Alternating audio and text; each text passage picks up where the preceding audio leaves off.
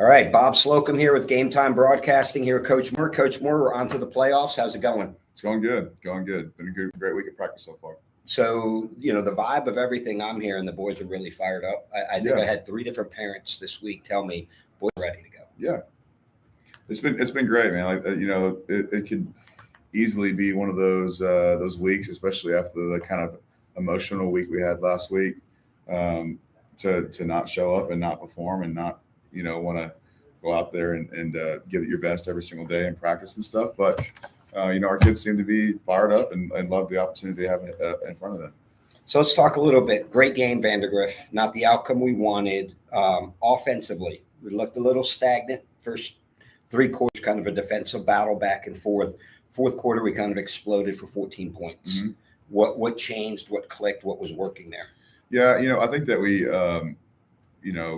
did some things offensively to try to kind of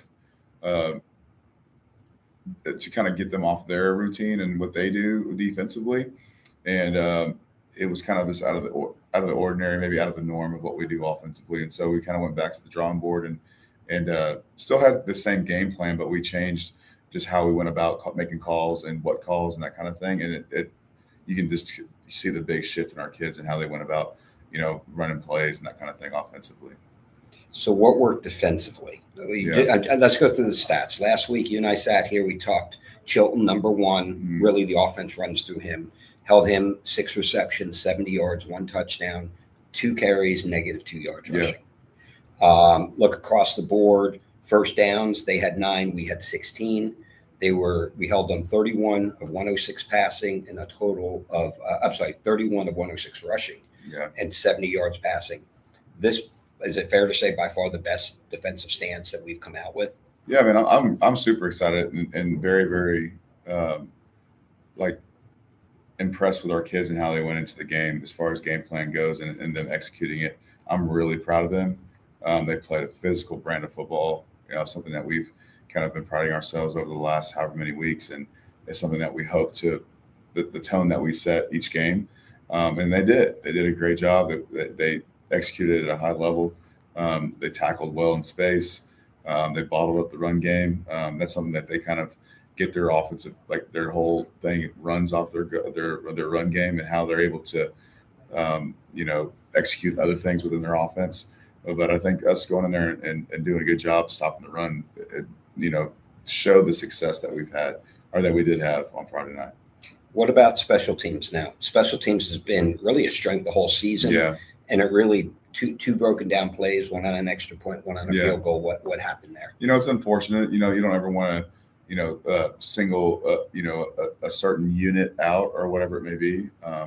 But, it's just something that we preach as coaches all the time. Like the little things matter. And, a lot of people probably don't spend a whole lot of time working on field goal. Mm-hmm. I would probably say that's something that across the state that is not, a priority. Obviously, offense and defense and your cover teams are probably the most important when it comes to the special teams like punt and kickoff. But, we went back to the drawing board. We reevaluated how we go about doing our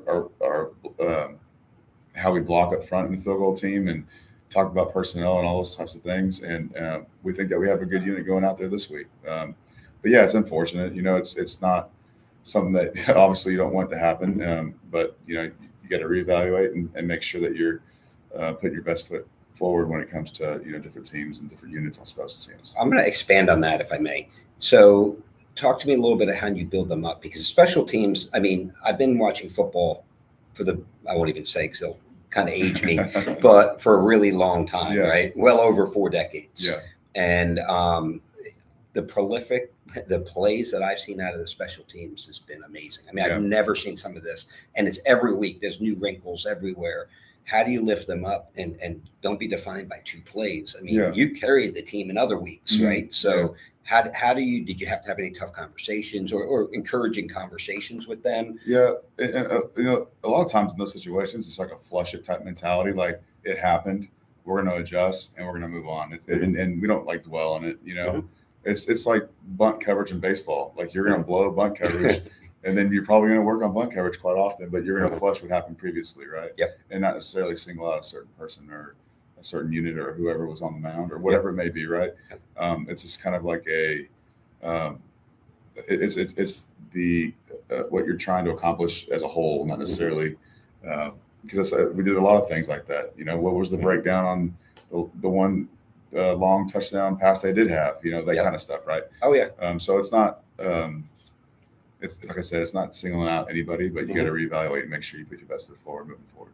Excellent. All right, so I get it, right? I'm a little old school, right? You win, you lose. It's a win is a win, a loss is a loss. Yeah. But there's a lot to be said on the moral victories, right? On the confidence and the boost. Yeah. How are you taking last week's game where we were in it? Right. Obviously, I mean, I think we played the best football that we played, across against a very, very good team. Yeah. How do you leverage that now coming into this week? Yeah, and I spoke to the Booster Club earlier this week, and I made sure I let them know I'm not a moral victory guy. Like I'm not gonna sugarcoat anything. Like what was like the old eye in the sky doesn't lie, right? What's on film is what was our product on the field on Friday night, and so we don't do that. Moral victory is not something that we pride ourselves on, but we do make sure that we bring light to the positives that we had on Friday night. We want to make sure that we let the kids know that they did well, what they did well, and make sure that we compliment them on that, because there was a lot of really good things that happened on Friday night for us, and we want to make sure that we bring light to it.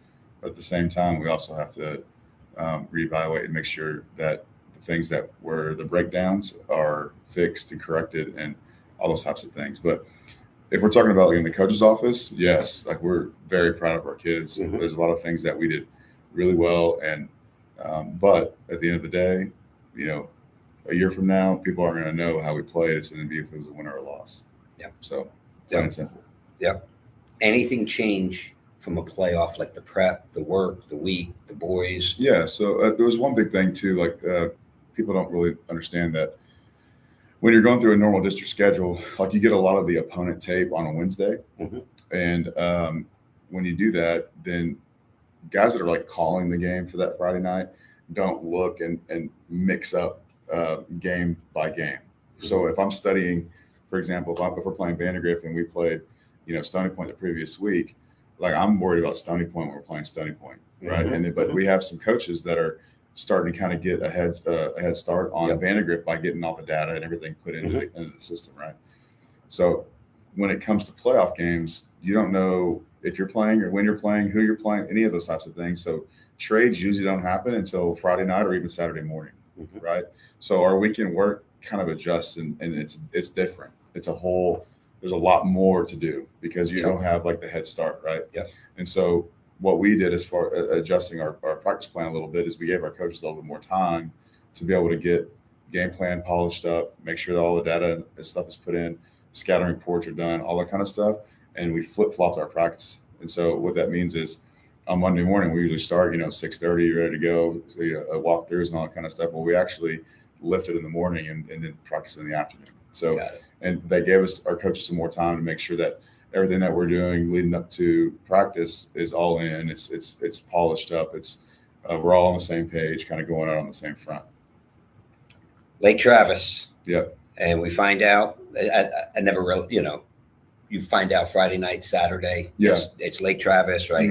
Schedule, everything. 10-0, 25 years, been one of the powerhouses in the area, right? 5 consecutive state championships, 2017 through 2011, right?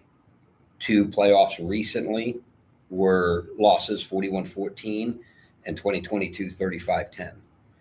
Are you leveraging like some of the Vandergrift and the performance and the level that these kids played at to say, hey, let's make this December 11, 2020 all over again? Yeah. Where we pull the big upset against Lake Travis. Yeah. And I mean, what's crazy is a lot of these kids were like in 7th or 8th grade, and so they might have seen that game. They might have remember it. I don't know.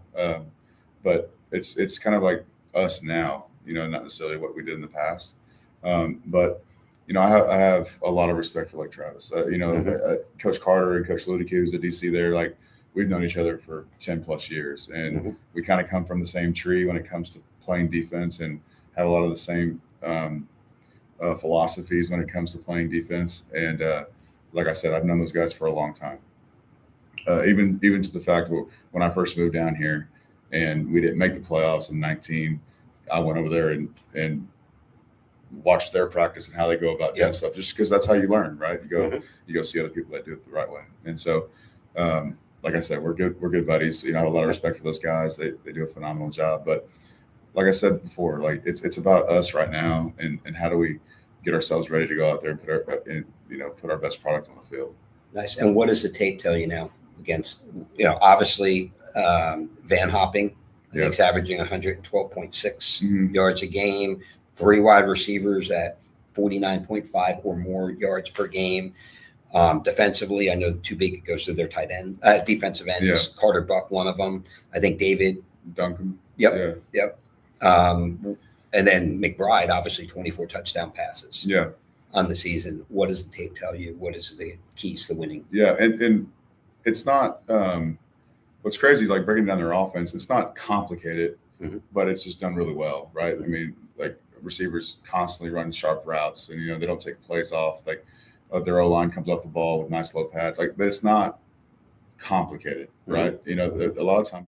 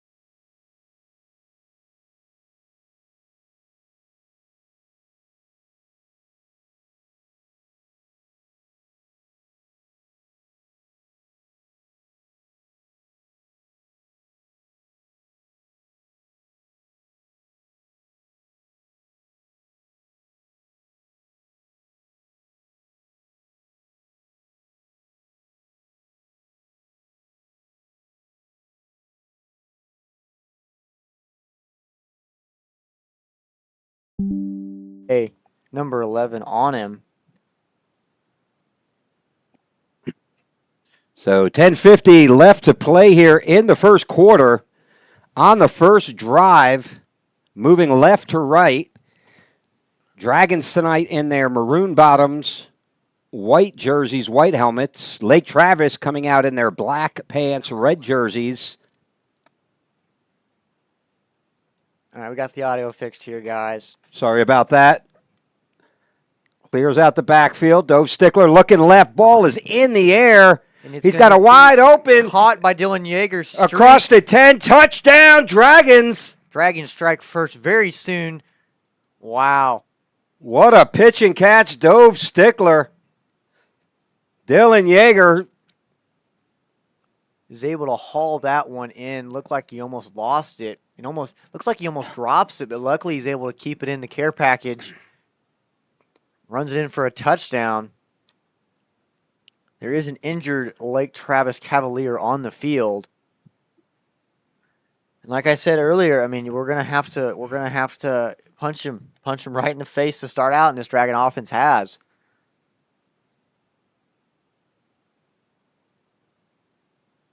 So I suspect an injury timeout will have to be called. I don't think you can kick a PAT with an injured player on the field. No. I mean, because everyone's lined up for it. It was the guy guarding. It was one of the two guarding Yeager. It looked like when he went to dive, he hit his shoulder pretty hard on that turf.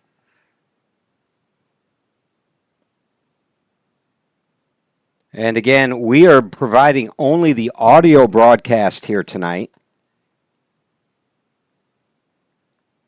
We'll do our best job to bring it to life for you. If you want to watch it, is broadcast. It is a pay-for-service on NFHS. I believe KXN is also doing it on your local TV channel. Oh.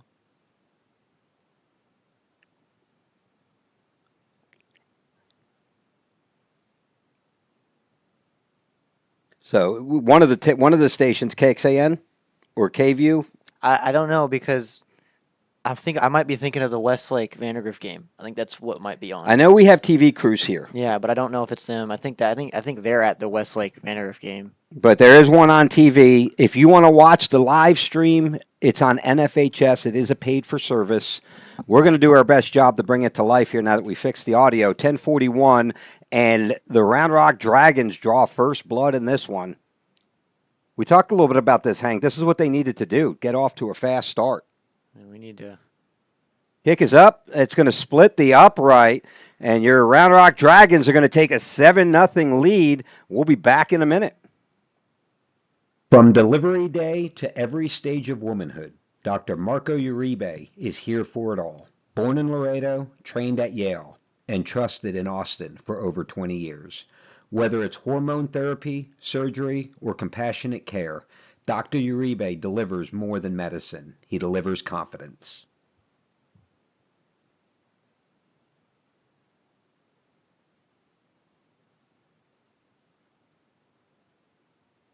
All righty, we're back from the VIA 313 booth, high above Kelly Reeves in Round Rock, Texas. Round one of the playoffs. What's it called? Like the bi-district? This is 6A round one bi-district playoffs. You're playing the Division One. Division One, 26. This is Division One football. These are the big boy schools. So the cutoff for 6A is 2,500 kids. Lake Travis has 3,700. We have 3,800. We are the biggest. We are the biggest high school in Central Texas. Central Texas, they used to be the biggest high school in Central Texas until we came along. And real interesting, they just voted to approve a second high school. I thought they would never ever do that. I guess that area is just growing big time. I mean, don't we have a sixth one coming?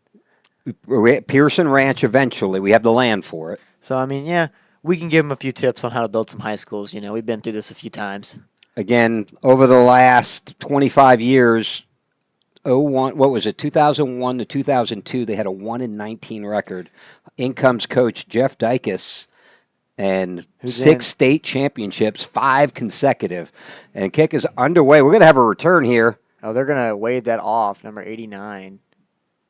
So, yeah, but those 5 state championships were under the coach Hank Carter. Dykes laid the groundwork for Hank Carter, who came in and won 5 state championships at the 4A and 5. I think it was 3 at the 4A, 2 at the 5A. And then one And 2016. one in 2016, they took a I think it was 2000. I'm trying to think. It was 11 was their last year in 5A where they won one.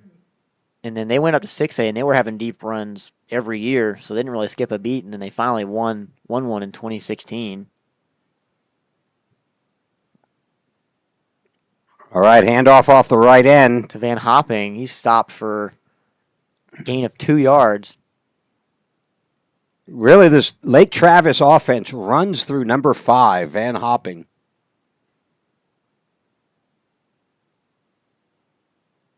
Big lefty quarterback, back to pass. Ball is in the air, completed at the 34-yard line.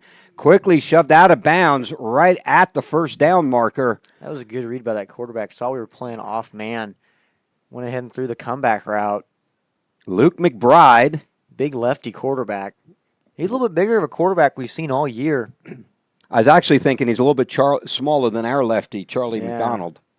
I think he's got a few more pounds on him. But quick pass out, and that's snuffed out immediately. That's going to be tackled for a 3-yard loss. I think it was Omar Estrada shut it down and shut it down quickly. No, sorry, Padaville. It's Padaville, letting them know that I ain't no easy block. Lark Seidel, the leading receiver for Lake Travis, on the reception. This is gonna be very different facing a lefty quarterback. They roll out of different directions. It's gonna be a little weird for this defense, but it looks like they're showing up pretty well. First quarter action brought to you by Dr. Marco Uribe, Austin OBGYN and Fertility. McBride flings it across the middle. That's going to be enough for a first down. Jukes his way forward to the 40-yard line. Had him covered up, but he was able to find some more space. Our linebacker got caught with him behind him.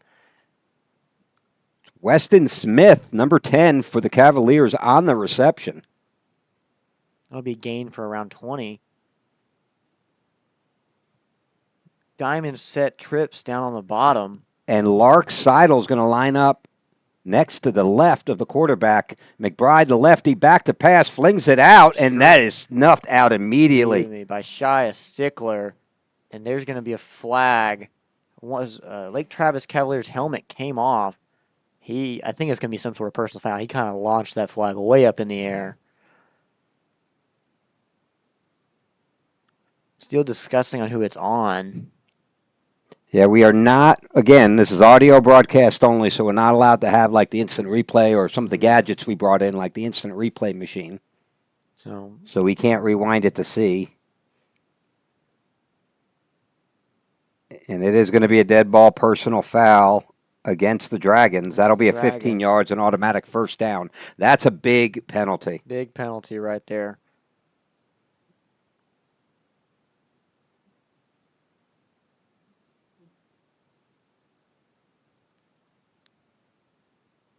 I think he was on Cade Zamora, the strong safety. I can see Coach Moore getting on him a little bit. That's a huge penalty right there. That's going to put them almost in field goal range. Yeah, they had him held. I'm surprised he didn't call one on the other one because I kind of saw the play and they were both going at it, and his helmet came off and he still kept going as well, like Travis Cavalier. So I'm wondering why there wasn't one called against them, but you know. I mean, it was, 3rd and 15. That's going to move them to an easy 1st and 10. Like you said, they're about almost at the 40-yard line, almost into field goal range. I mean, just kind of shooting ourselves in the foot here. Like Travis goes 4 wide, 1 in the backfield. Van Hopping. Number 10 motions to the backfield. Handoff, Van Hopping up the middle and quickly snuffed out. Jason Nold in on the tackle along with number 90, Max Williams. You know, we forgot to talk about this. Coach Riley coached at Austin High for many years, and they were in this district with Lake Travis, so maybe he's got something that we don't know about. Maybe he's got some leverage. Some inside tips. I mean, he's coached against Hank Carter for about, I think, 5 years now, so there's got to be something he knows. Handoff, Van Hopping. Patiently waits, dances a little bit, picks up about 2, and that should bring up about a 3rd and 6. Ball's going to be placed on the 26-yard line.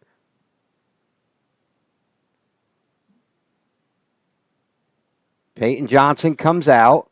Out comes Van Hopping. He's no longer out there. Number 3 in the backfield. That's Lark Seidel, one of their top wide receivers. Actually, I think he is the top wide receiver. Back to pass, McBride. And he overshoots him. Overthrows the running back. We had good pressure with a 5-man rush.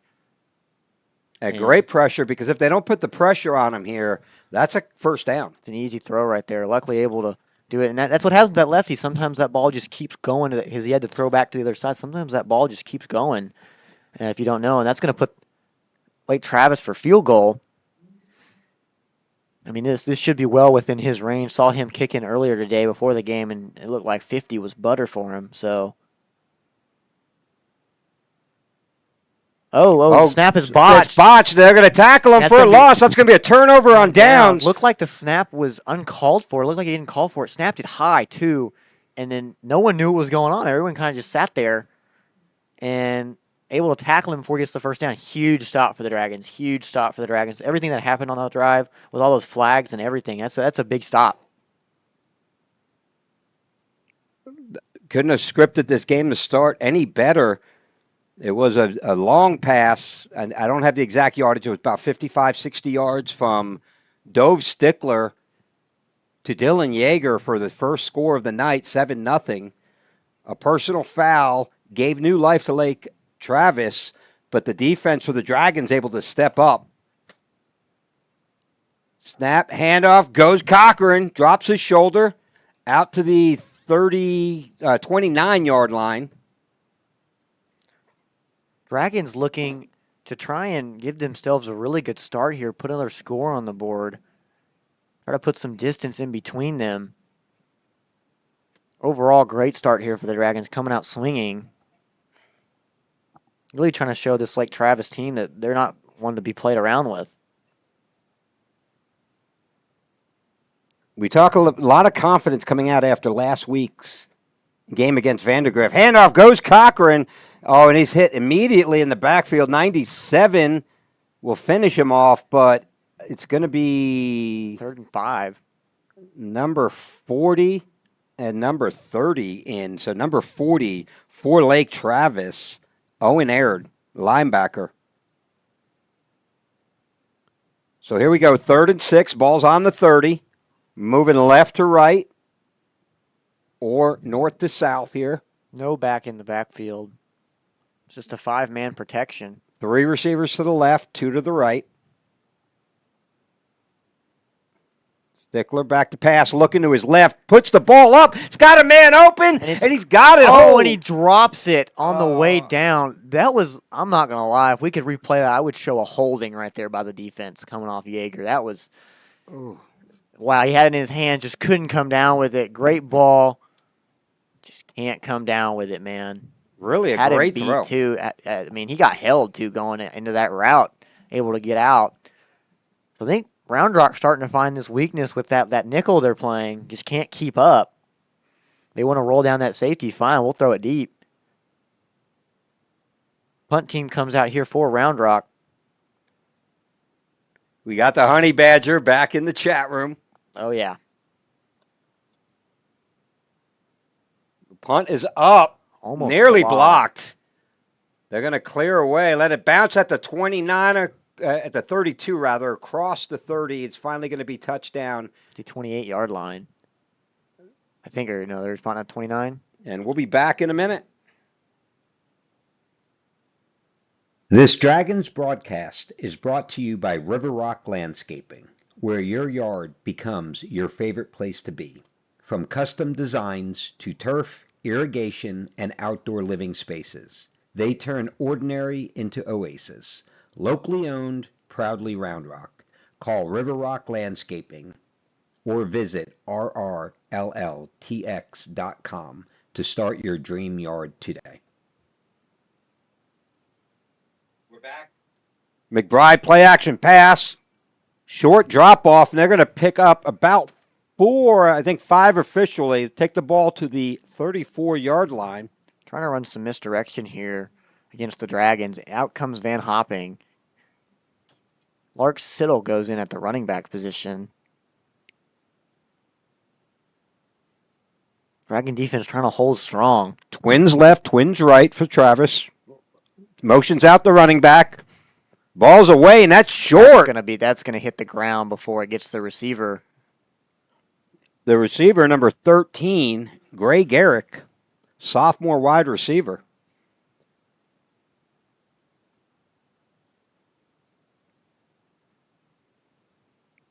Again, Lake Travis, home team tonight, rolls in 10-0. We talked at the pregame about finally getting past their kryptonite, which was known as Westlake. So yeah, first time in 6 years they've beaten them. The record was getting pretty close. I think it was like 18. I think it was tied up at that point, 18-18, and Lake Travis regains the lead again. Back to pass. Quick snap across the middle. Dragons looking for a false start call, not getting it. Intended receiver, the reception by Patrick Colby, senior wide receiver. That's going to be enough to move the chains. Going a little bit up tempo. Slowing themselves down, though, by subbing in Van Hopping.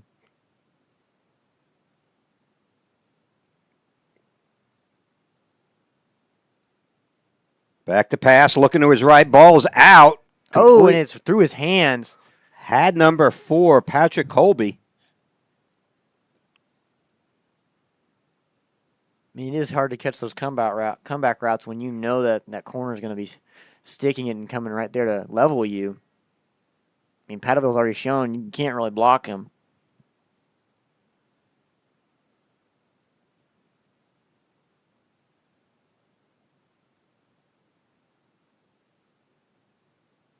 Play action pass flung out to the right. It's caught. Across the 50. Going to be wrestled down at about the 45. That should be a yard short of the first down. Bring up a 3rd and 1.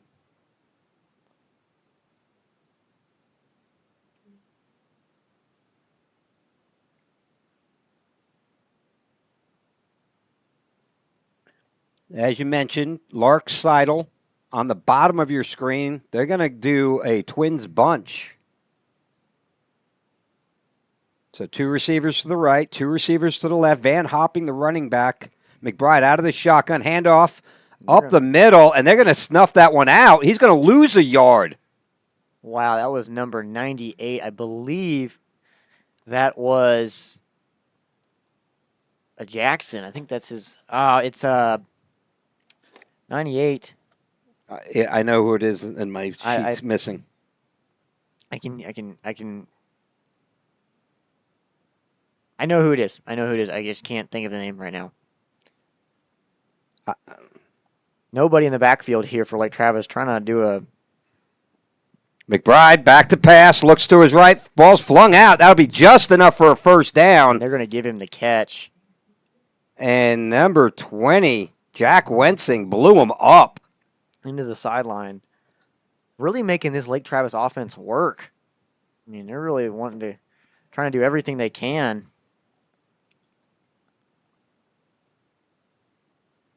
One man in the backfield with a tight end, 2 to the bottom of our screen here, 1 up top. Siddle in motion. Siddle, he's looking for Siddle, goes to the tight end out, and he's going to be tackled. Oh, he evades 1 tackle, evades another tackle, and he's going to strut on into the end zone with 3 missed tackles here by the Dragons. Had him dead to rights for only a gain of 3 or 4, just couldn't land the tackle. Number 16 for the Lake Travis Cavaliers, Harrison Kolkhorst, senior tight end, makes a great play, able to evade multiple tackles and break a few.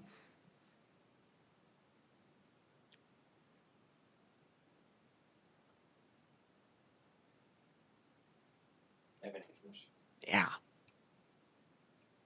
Field goal kick is up, and it's good, and that's going to knock this game up at 7 apiece. We'll be back after this message. From delivery day to every stage of womanhood, Dr. Marco Uribe is here for it all. Born in Laredo, trained at Yale, and trusted in Austin for over 20 years. Whether it's hormone therapy, surgery, or compassionate care, Dr. Uribe delivers more than medicine. He delivers confidence.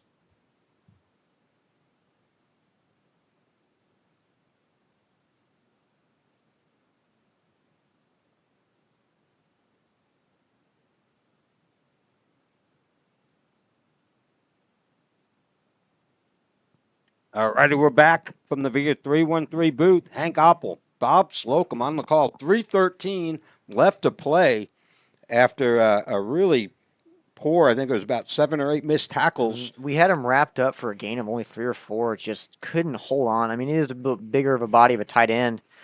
I'm sure we'll get it fixed, though. I mean, we're making this Lake Travis offense work. I mean, they just put up 35 on Westlake. So, I mean, we're making them work. Okay? So, Round Rock offenses had their opportunities. One drop ball could definitely, the Dragons could be up 14-7 right now. But Dragons getting the ball back here soon. And the kick. So, yeah, they're probably going to kick it out of here. They don't want Jaeger handing them the ball at all. That went out the back of the end zone. We have it on the scoreboard technically, and we're not able to live stream. I know we got asked that question in the chat room. UIL, NFHS has the contract. We did try to get rights to do it. Really kind of stalled, got no approval. We'll make sure we get in there next year. But so we're trying to do needless to say, we get the audio only. But so I did put a camera on the scoreboard, so at least you can see where it goes. Yeah, see the score, see clock and stuff. Just got our hands tied behind our back today. You know, I'd love to be using that replay machine right now, but Oh, yeah, the instant replay machine we're missing big time. screen Quick to pass Jaeger. to Jaeger. Kicks it off to the left side. He's hitting the backfield. That's going to be a Probably going to be a loss of a yard. 3:03 with the clock running.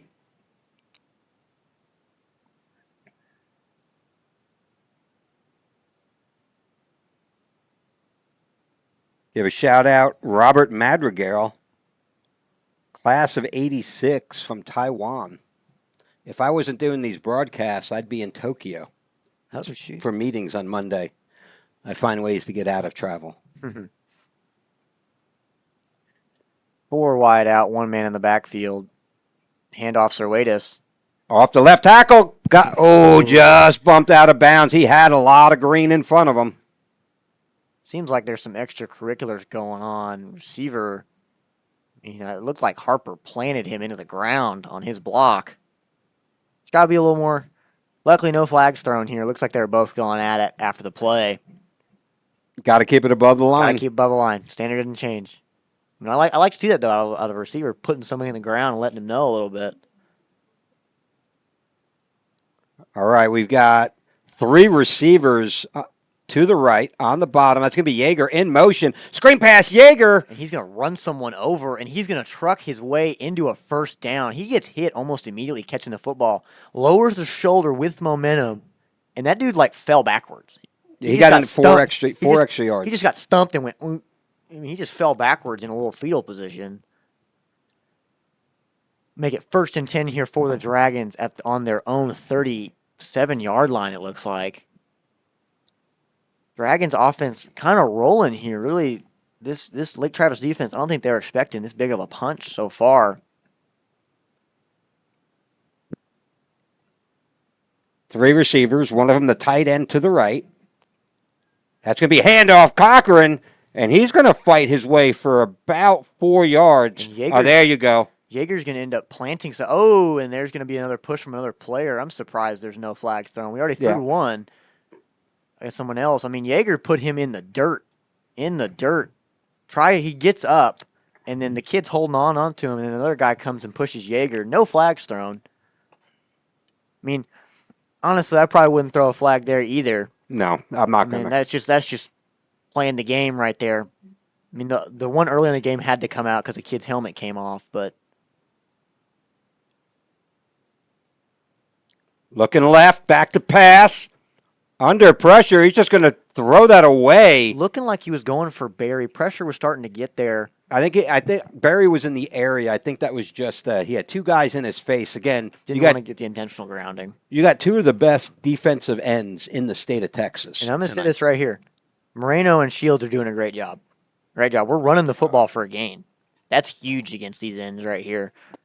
And I think there's maybe been a few pressures, but no sacks yet. So number 1 and number 11, Carter Buck on the left, on the bottom of the screen, and he just got absolutely pop. There he goes. Cochran around the That's gonna left. be a Sorry, first Sawakis down. around the left end for a first Well, down. that was Cochran. It is That Cochran. was a Cochran. It was a swing route out of the backfield, and he was able to take it. We got some good blocks by receivers. Sorry, I'm just watching. Carter Shields absolutely just blew up the right end. He pulled and hand off to Cochran outside. Drops his And shoulder there's going to be for a flag 9. on the play. A helmet came off of an offensive lineman. Maybe a hands to the face, or really hope it's not a holding call. I mean, I think they're asking Coach Moore what they want. Tip your cap to Coach Carter. Wow. Yep. Holding Holding on the offense? Wow. I mean, one of our players' helmets came off. You didn't think that was hands to the face? Wow. I mean, if we had a replay machine, maybe we could go see it, but That's why don't. Carter, I think, was so fired up and animated on the sideline. But what I was going to say is tip your cap to Coach Carter, Coach Tenney. Coach Tenney, offense coordinator. Coach Carter has done an amazing job. We talked about it last week in the coach's interview on the job and just the vision, like looking ahead of what the defenses are doing that Carter has been able to do and bring. so, and it'll be 1st and 20 here for the Dragons. Yeah, I agree, man. Do it again.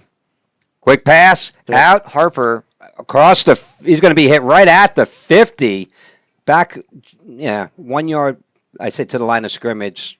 I mean, he's going to go back to where they were. Going to be 2nd and 9 here for the Dragons. From the 50-yard line. I will say I'm liking what I'm seeing from this receiver corps, letting them know, like, hey, this ain't a free ride. Yep. I'm going to block you, and you're going to take it.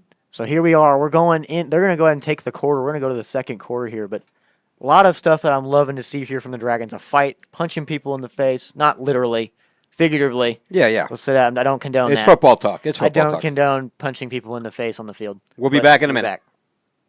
From delivery day to every stage of womanhood, Dr. Marco Uribe is here for it all. Born in Laredo, trained at Yale, and trusted in Austin for over 20 years. Whether it's hormone therapy, surgery, or compassionate care, Dr. Uribe delivers more than medicine. He delivers confidence.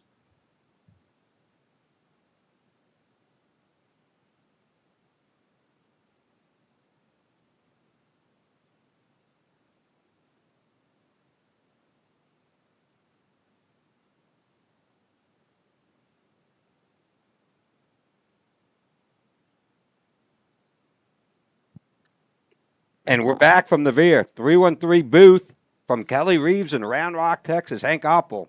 This is Bob Slocum on the call. We got a nail biter as we go to the 2nd quarter. 7-7. Trips bunch to the bottom of their screen here that we don't have. Daniel Berry on the top. Carson motions out. Quick pass. He's going to hit that little spot concept right there in the middle because they're going to play 3 defensive backs over there taking the inside deep and then the outside deep, and he's going to lay down right in between them in that like kind of Bermuda Triangle, and Dove's going to fit it in there. Carson Griffin with the reception.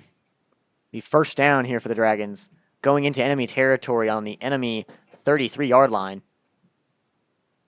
Cochran out of the pistol. Play action. And they're going to throw a skinny post, and Got Jaeger's going Jaeger! to come down with it. What a catch. Jaeger with the diving catch at the.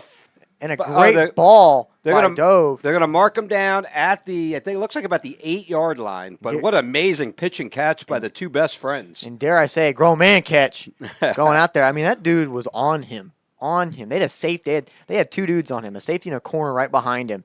Goes out, lays out, makes the catch, making up for that one drop. I mean, Dragons now in the red zone. Going to make it 1st and goal here for the Dragons at the 9 or 8-yard line. 8-yard line. Cochran out of the pistol. 1st and goal from the 8. Stickler out of the shotgun. He's going to keep it. Rolls to his left. Tucks the ball across the 5. Finally going to be taken down. Around the 3 or 4-yard line. What a run. Good decision making right there. Nothing was open really. If it was, it would have been a tackle for loss. Able just to tuck it and run for a few more yards. They're going to go with the big package. Dragons have shown all year that they might do this 2-quarterback system and throw Jack Oppel in there with his faster legs. Not happening right now. Jacob Moore did come in. In comes, is that? The handoff's going to go Cochran. He's going to drop his shoulder. Keep fighting his way in. It looks like he got to the 1 yard line. It's going to be third and inches. Really, if we had a lineman there right there to push him, he would have gotten That's in. what we needed. We needed the brotherly love. In comes Jack Opple. Like I just said, 2-quarterback system, a little read option. That really stresses out their ends. I mean, those are really good ends, and you want to keep them still. You want to keep them out of the run fits, and that's how it's going to happen right here. Let's go. We've got to punch this one in. 3rd and 1 from the 1, 9:45 with the clock running, as you see. Audio-only broadcast. We got 2 receivers on the bottom. Oh, Wildcat. Motion out. And Brady Cochran is going to get in it. Oh, they didn't give it to him. Wow, half of his body's in the end zone, and they're going to call 4th down. Wow. It was a wildcat formation. Wow. Opple ran out, and Brady snapped it immediately, trying to get some defense, some eyes to look that way. They're not sending Irizarry out, but I think they're going to let the clock run a little bit here. We're at 20 seconds on the play clock. I mean, I think we're going to call timeout. The ball, I mean, that's 4th and 6 inches. I mean, that the other end of the ball is not even to that tick mark. So, wouldn't be surprised if Coach Moore here calls a timeout. Yep, and there comes the timeout. Big decision making here for the Dragons, and we'll be right back. Moving soon? Let Ostex Moving take the stress off your shoulders. Owned by a proud Round Rock Dragons alum, Ostex is your go-to team for fast, reliable, residential and commercial moves across Texas.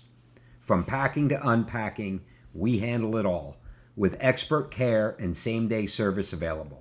Call Ostex Moving for a free quote today, and go Dragons.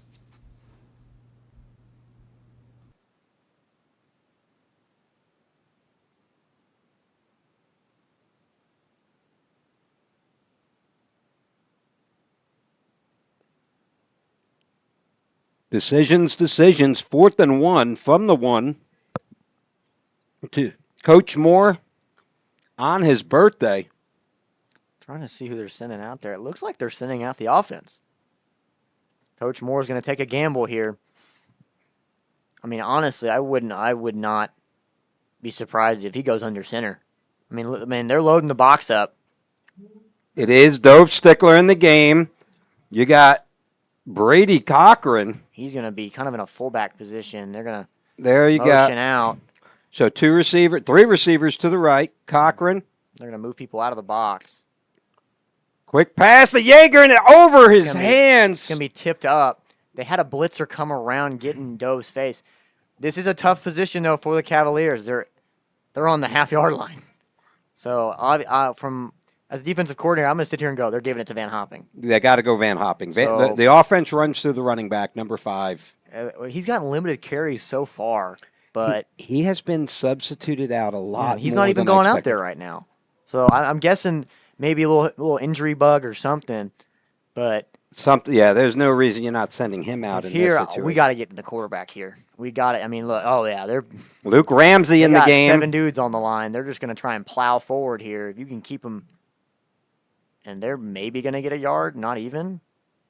Yeah, wait. Whoa! They're asking for a safety, but he's going to say forward progress. Yeah, they're giving him forward progress. I think that makes sense. So they're going to give them 6 inches. Again, I don't have a camera on the goal line. Didn't look like the ball moved. I don't even have a camera on the field. I don't even think the ball moved. Okay, now they're going to go out of the shotgun again. Number 3, surprisingly, Lark Seidel is in the backfield. And they're going to hand off Seidel, and he's in the backfield. That's a safety. Oh no! My gosh! Way. No, I don't. Nuh-uh. That's nuh-uh. That's a safety. He did not get over the line at all. I mean, guys, I'm looking at this head on. I'm not on the line. We're not on the line, so maybe he stuck his arm out or something. But we need to watch this on the replay if they even show us the replay. It looked like he didn't get it far at all. Maybe he stuck that arm out and got the ball across. It looks like the ball's. I mean, I don't know. I don't know how this Dragon defense is really showing out though. Right here. Here we go. Play huge game of the night right here. 3rd and 10. Back to pass. McBride balls up. He's got a guy wide open. Caught at the 35, 40, 50, to the 40, 30. Oh, devastating 99-yard pitch and catch. By Lark Seidel, number 3 receiver, able to run sort of a rub route with the tight end. Make it 13-7 Cavaliers. You know, I hate to go back to, we're going to look back at that play if I had it on my replay and see. That maybe should have been a safety. That play doesn't happen. But can't blame it on that. Had him third and pinned, and we give up a 99-yard bomb. It's got to be better defensively. Yep. 13-7. I'd be interested to look back at that play and see if there's any offensive pass interference with that rub route. Hey, regardless, it's 14-7. Regardless, Dragon offense is moving the ball down the field. We got there, we just couldn't push it in. So we got a lot of work to do, but it's definitely obtainable from what I've seen. From what I've seen, this is doable, 100%. Dragons will get the offense rolling again.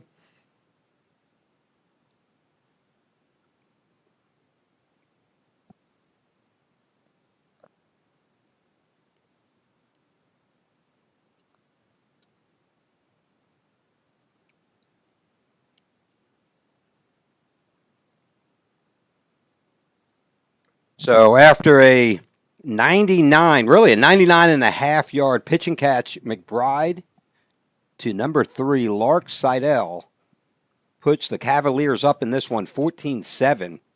But again, the scoreboard is not really telling the story. Scoreboard, honestly, it kind of is. I think it kind of is. It's 14-7 Cavs. They have capitalized on things. They have. We had a big drop, and he made up for it later with a huge catch to put us there. But we didn't capitalize, and we didn't put it in the end zone or even kick a field goal. So they're capitalizing on their big stuff. Yes. We're not. We're doing the same things they are. We're moving the football. We're playing good defense. We're just not capitalizing.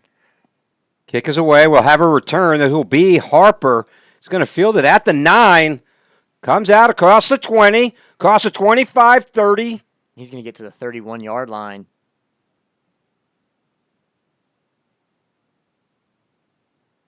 That'll bring up a 1st and 10 for the Dragons from the 31-yard line.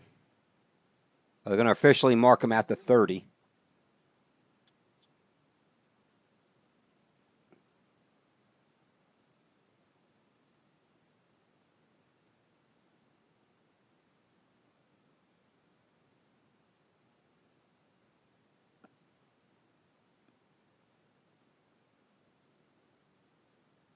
Dragon offense back on the field. Trips up on the top of our screen. Quick pass. And he's going to be blown up. Barry is going to be blown up immediately for a loss of 2 on the play.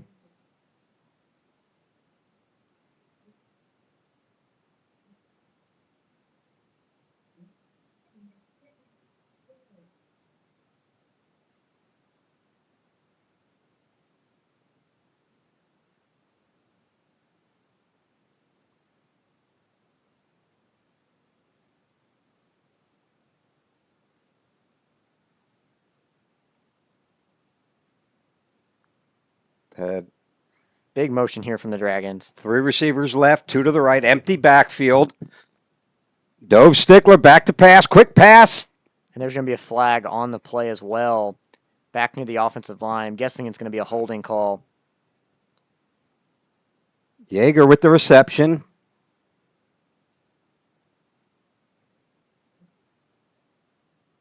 Yep.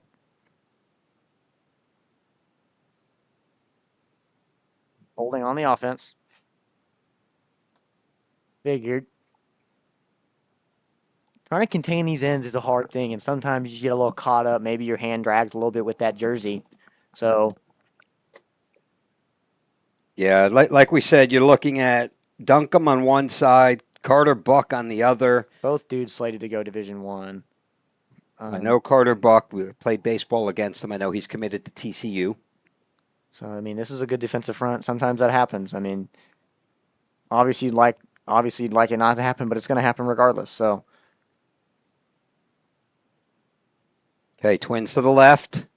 2nd and 22 here for the Dragons. Rolls to his left.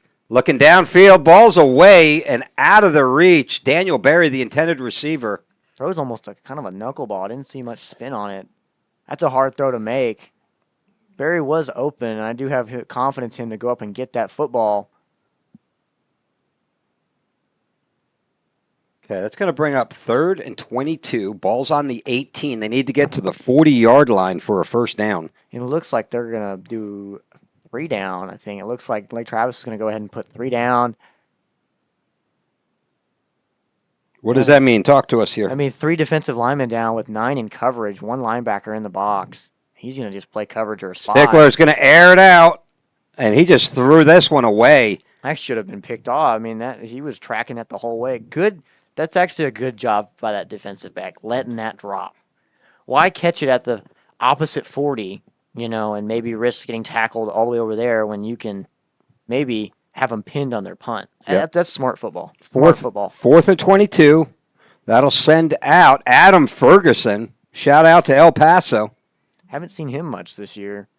We really haven't. I mean, I think against Vandergrift, I think he got 1 punt. that's a testament by this offense. That's a good one. Fielded at the 48. We're going to have a return. Jukes a couple of people down the sideline. Finally going to be run out of bounds. It was number 82 for the Cavaliers on the return, Nolan Atkins. And they're going to have this ball in plus territory here on the Dragons. Kind of a favorable spot. Looks like he should have. Okay, there we go. Chain crews right now. There we go. So they're going to be on the plus 43? Yeah, 43-yard line. Yep. In Dragon territory. Short side of the 50. Dragon defense really going to have to show what they're made of here. Von Hopping back in the backfield. Again, with limited snaps. Haven't seen him very much this game. Handoff goes to number 10. Oh, you got to hold on the edge. Oh, look at that. And Jason Nold is going to shut it down. stand him up, and they're going to say no gain. Number 10 for the Cavaliers on the carry, Weston Smith. I I thought you had a hold against I think- Zamora at the point of But contact. At the point of contact, but I think he got back to the middle, and I think because Zamora didn't try to work him off. What we mean by back to the middle, if your hands are around the shoulders, around the back, they're going to call it like you're hugging the guy. If you get it back inside the shoulder pads, Trust me, when it you're first gonna started, get when away. when he first got there, he was holding. He was big time. play action, McBride, And they're going to throw it deep here to Seidel, and he's going to come down with it out of bounds. and that's going to be catch. enough for a first down. He took it to the 14-yard line. That's a perfectly placed ball there for that sideline fade. 29-yard pitch and catch on the sideline Out fade. comes Van Hopping again. Just not something I'm used to seeing. He's like their work. He's their bell cow back there. Yeah. I mean, not used to seeing that Lark Slidle back in. Or is it Siddle? Siddle, yep. Siddle in the backfield. He had the monster 99-yard touchdown catch. Back to pass, McBride. Ball is up. And Wide open, not even covered. Blown coverage. Number 4, Patrick Colby with the touchdown. That'll make it 20-7 Cavaliers before the kick. Just a blown coverage by the safety. Wow. Game is still not out of reach, but man, the Dragons really need to get something going here. 20-7. Kick is up. The kick is good. That'll make it 21-7. Let's see, with 5:05 left to play, if Round Rock can answer. We'll be back after this message. Moving soon? Let Ostex Moving take the stress off your shoulders. Owned by a proud Round Rock Dragons alum, Ostex is your go-to team for fast, reliable, residential and commercial moves across Texas. From packing to unpacking, we handle it all, with expert care and same-day service available. Call Ostex Moving for a free quote today, and go Dragons.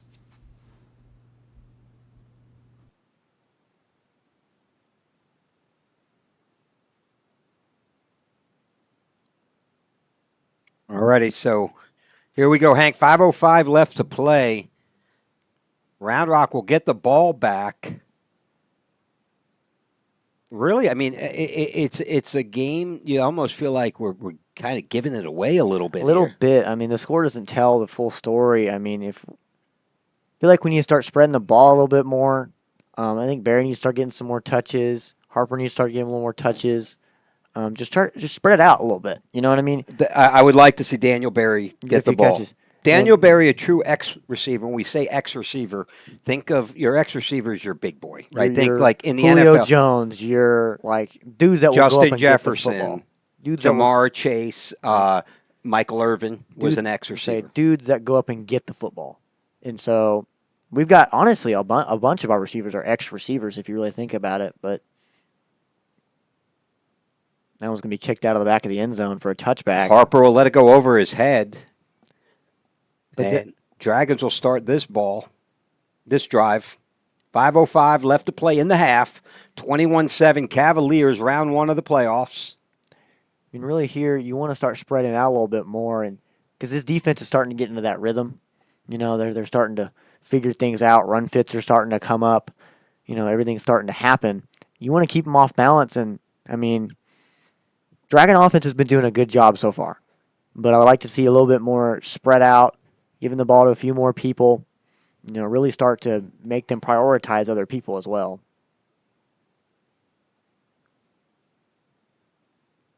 Handoff's going to be Cochran. And he fights his way for two, and he fought for every inch that he got on that one. That'll bring up a 2nd and 8 from the 27-yard line. You know, that was Carter Buck, and he's so long that he was inside. He got pushed inside, able to reach out with his arm and able to grab him just enough to slow him down for some help from the linebackers. That's just length you don't have. You know what I mean? He's able to reach out there and slow him down just a bit. 12.5 sacks on the season for Buck. Back to pass. Ball is in the air. And overshoots. That's not going to be a pass No, I don't- interference. Both went for the football. Daniel Berry was the intended receiver on a deep post. If that ball's led a little bit further to the left, that might be caught, giving Barry a better chance. But, I mean, good job by that corner. He was, like, on top of him. I mean, ran with him the whole way through. So this will be 3rd and long here for the Dragons, trying to cook something up to give them some hope here, some momentum. Put this defense on their heels. Trips left. It's Daniel Berry on the top of your screen. Back to pass. Ball is flung out to Berry. And he's going to be Just enough for a first down. They're So going to give it to him. they're It's going to gonna be give marked him at the first down. Wow, that's a grown man catch right there, hauling that in, corner right on him. Good ball by Stickler there, really threading the needle, getting it in there. We see this every week from Daniel Berry. I just love the way he attacks the ball. I mean, he's got soft hands, but also hands of steel. Yeah. I mean, when that ball gets in there, it don't come out. So we got some pictures of him making some amazing catches. All right. Oh, look at this. On the bottom of your screen, Daniel Berry to the left. Yeager, handoff goes Cochran. He's hit at the line. tackled by Carter Buck for a gain of about 1.5 yards, 2 yards. I mean, Also closing in on the tackle, number 0, Braden Lott. He's a linebacker, right? When Coach Moore called out the middle linebacker, number 0 Lott, number 8's the other one, the safety he called out. I believe 0 is committed to UTSA. That's him. I mean, Dragons spreading the ball out more effectively here in this drive, trying to get the defense worried about more than just a few players. Trips left. Cochran in the backfield, looking left all the way. Ball is up to Caught. Griffin, Wow. bobbles it and pulls it in to the 50-yard line, and that's enough for an Airco first down. I mean, he had another guy on him, bobbles it, but still brings it in. That's a great catch by Griffin. Now they're going to play some tempo football. So, Stephen Granger, thanks for joining us. UIL, NFHS has the rights to the game. We are not allowed to broadcast the game, so I've only got it on the scoreboard for tonight. We got to do audio only. So we apologize. We're not able to bring in the instant replay and the machine. We did go to the UIL. Both Round Rock and myself pushed. They were very slow in responding. We did not get it. They did allow me to do the audio, so unfortunately, we're putting a camera on the scoreboard. I'm not allowed to point the camera at the field. So sorry about that. Doing the best we can to paint the picture for you. Motion by Barry. I love it. Quick swing back to Barry. That's a pass. The ball's in the air. Oh, he almost comes down with the tip up. Carson Griffin. Wow. I mean, that's right. Put them on their heels. Put them on their heels. Now they got to think of that every time. I love it. I love it.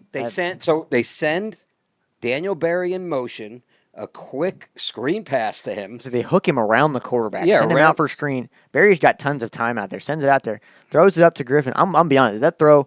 Now, Barry's not a quarterback, and he launched it. I'm not going to lie. He did a good job throwing with gloves on. That's hard. That's hard. If that ball is maybe 5 yards downfield, I think that's caught. Yeah, he threw the ball. He threw the ball to the 10-yard line. I mean, that's hard. That's 38 yards right there. 37 yards. Back to pass, Stickler, under pressure. It's a screen pass, set up perfectly. Oh, and Cochran got blown up on that one. Incomplete pass. Braden Lott, the UTSA. That right there, I mean, lineman, you're looking for that block, and he came out of nowhere. Nowhere. And Cochran has to jump up to make the catch. His midsection is exposed. And number 0, he again did nothing wrong. Braden Lott comes in. That's a clean hit. And sticks his shoulder pads into the ribs.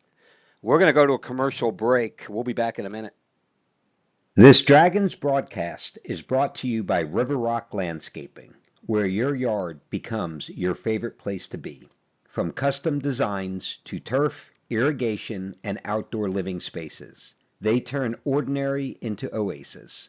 Locally owned, proudly Round Rock. Call River Rock Landscaping or visit rrlltx.com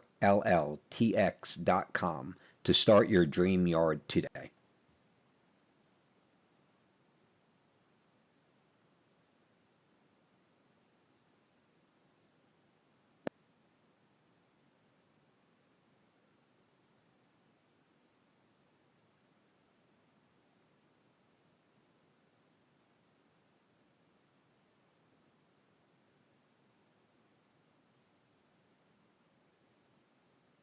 And there's something I didn't expect to see. He's running off field. He's running off the field. But I didn't think I'd ever see Brady Cochran go down. But Brady Cochran is able to run off. Again, I think he's got the air knocked out. It was a screen. I think exact. Again, I'm not a doctor. We're not trying to play doctor. Screen pass. His hands were up, jumped up, fully extended. Lott makes a perfect tackle right into the midsection.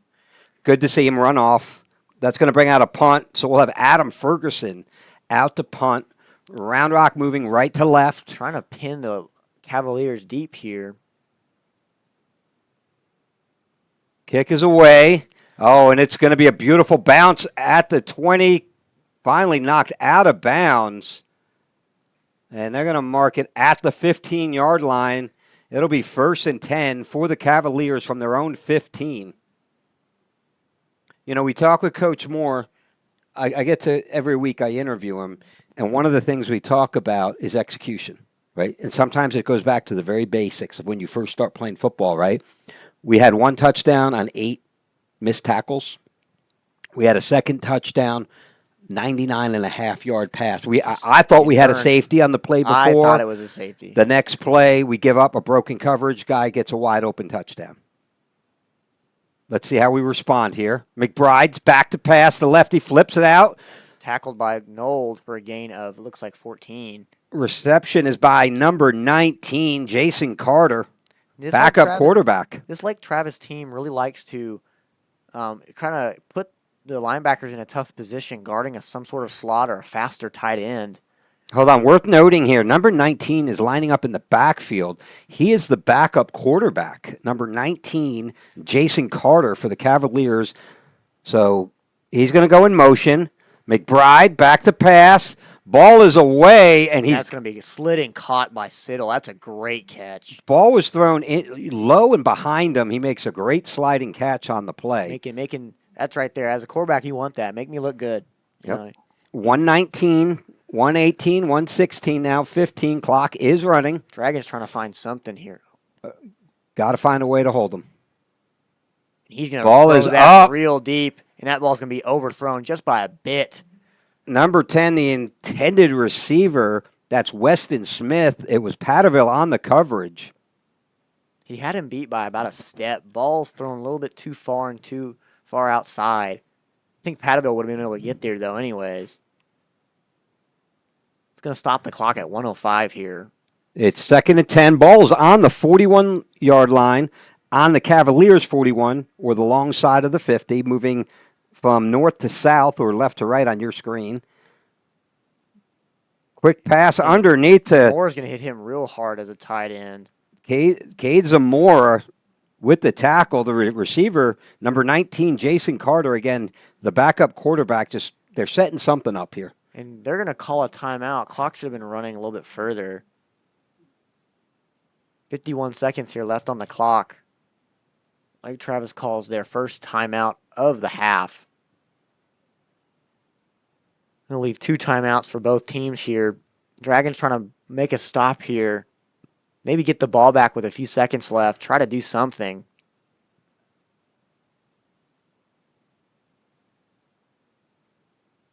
Decent crowd showing here. Lake Travis has a decent showing along with Round Rock here at Kelly Reef Stadium. Student section packed out for both teams.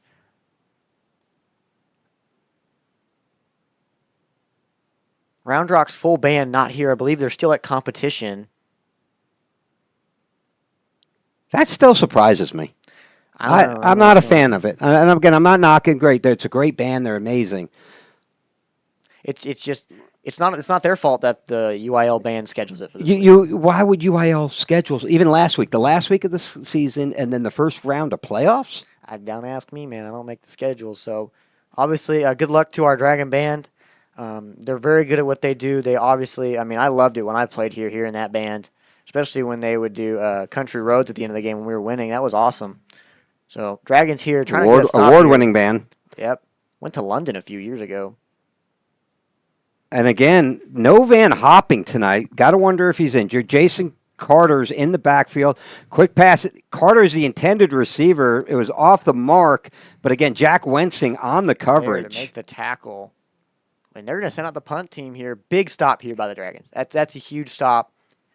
That is a very big stop with 47 seconds left. That'll send out the punt team, Harper and Dylan Yeager back deep to return. And the Dragons here did a great job putting Wensing. Wensing's a little bit faster of a linebacker than Nold. Put him on the receiver. That's the stuff we like to see out of here from the Dragons. And the punt is up. It's going to float up there in the air. Fair catch made by Harper put them right at the 30-yard line. 41 seconds left. They're going to spot him at the 29.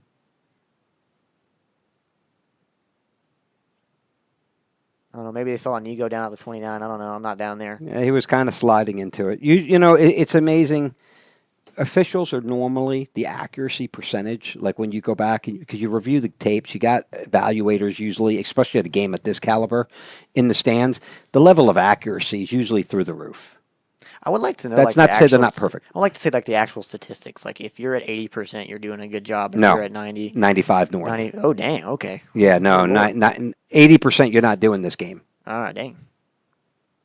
or you're not doing it for long. Back to pass. Stickler rolls to his left. Ball is up. Great catch. Out of bounds by Carson Griffin at the Took a throw 41. by Dove right there as well. Great job finding a little open pocket to throw the ball into. 36 seconds left here on the clock. And he did go out of bounds. I believe that they're going to keep the clock stopped. Yeah. He went out of bounds. First and 10 from the 41.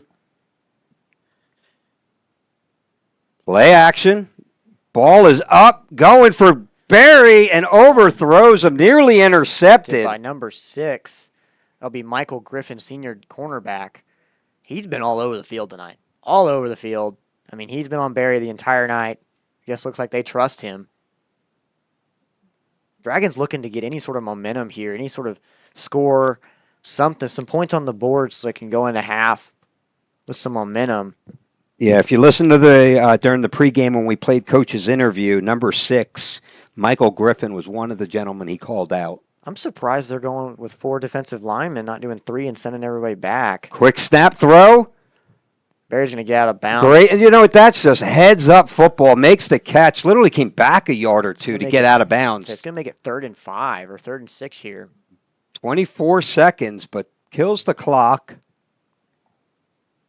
Trying to save those timeouts. Still 2 timeouts here for the Dragons in this half. Irizarry back there warming up the kick. They're still on the long side of the 50. I'm not sure what Irizarry's range is. I know he's got an amazing foot. Do we have to get to the 40, 35-yard line for him to be able to? I think really we got to figure out how to protect him because, I mean, that's been the big issue. They've been coming through pretty heavily, especially in that Vandergrift game. Back to pass. Duncombe with the pressure. Ball's thrown. Picked off. By number 0, and he might. He's got an open sideline across the 30 to the 20. Cuts it back in, and he's going to finally be taken down at the 10-yard line. Number 0. 9 seconds left here. Braden Lott, linebacker, like you said, UT San Antonio commit. So with 9 seconds. I mean, he high points that ball perfectly. Really, that ball probably should have been thrown away. Duncombe was in Dove Stickler's face. The right end was collapsing. So trying to throw off a ball here to get it to a receiver. And they're going to send out the offense here. No Van Hopping once again. So they're really limiting him on carries. Something must have happened in that Westlake game or something. Well, Westlake was 2-3 weeks ago. 2 or 3 weeks ago. But I just don't see him getting hurt against, Aikens? And they're going to run the Philly special. Oh, they snuffed that one out. Sacked. And he's going to call a timeout with 3 seconds left here on the clock. Number 10 with the reception. That's Weston Smith. Hank Carter not happy on how that play was snuffed out here by the Dragons. That's going to put them back way. I think they're going to be in field goal range. Yep. I think this kid's got a boot on him. You know, I have a very small interaction, right? Each week I reach out to coaches. I ask for rosters. I ask, and I got to tell you, Maynor, Coach Buck here, and last week Vandergrift. The speed and some play games. I'm not going to say a name. One of our local rivals, sent me one that had all scrambled numbers and everything. I mean, like, really, I'm talking about your kids too. We're promoting your kids as much as ours. Anyhow, I got to tell you, you see these first class. You see what Cody Moore is building at Round Rock. When I see Coach Buck and I see Sanders over at Vandergrift, just the immediate response, the level of data and information they shared with us. I mean, you see these are first-class programs. I know Coach Moore is building that in his 3rd year here. Part of why we brought this broadcast is to kind of make this big, mega 6A school feel like a small school. Dragons here, I'm guessing you're going to try to go block this thing. I mean, you got to try.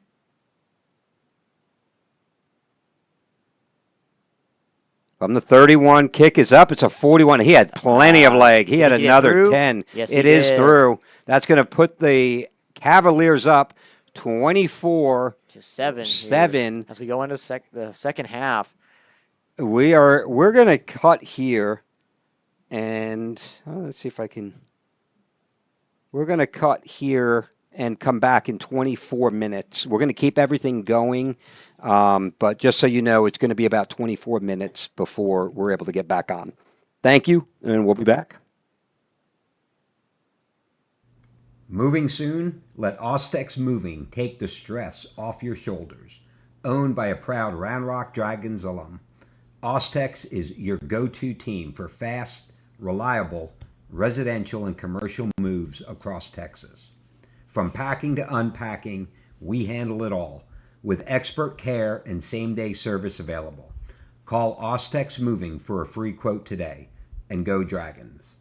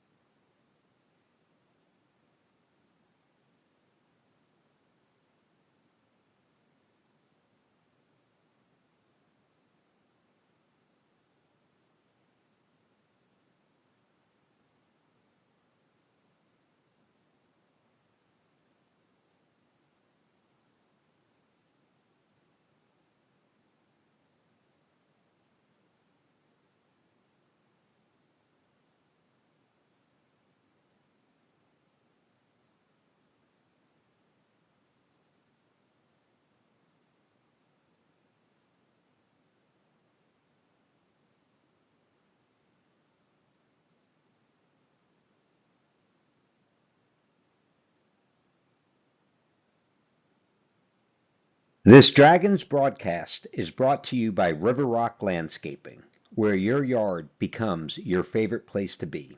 From custom designs to turf, irrigation, and outdoor living spaces, they turn ordinary into oasis. Locally owned, proudly Round Rock. Call River Rock Landscaping or visit rrlltx.com to start your dream yard today.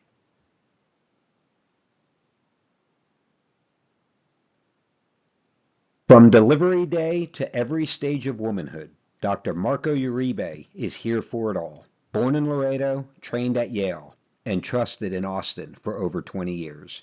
Whether it's hormone therapy, surgery, or compassionate care, Dr. Uribe delivers more than medicine. He delivers confidence.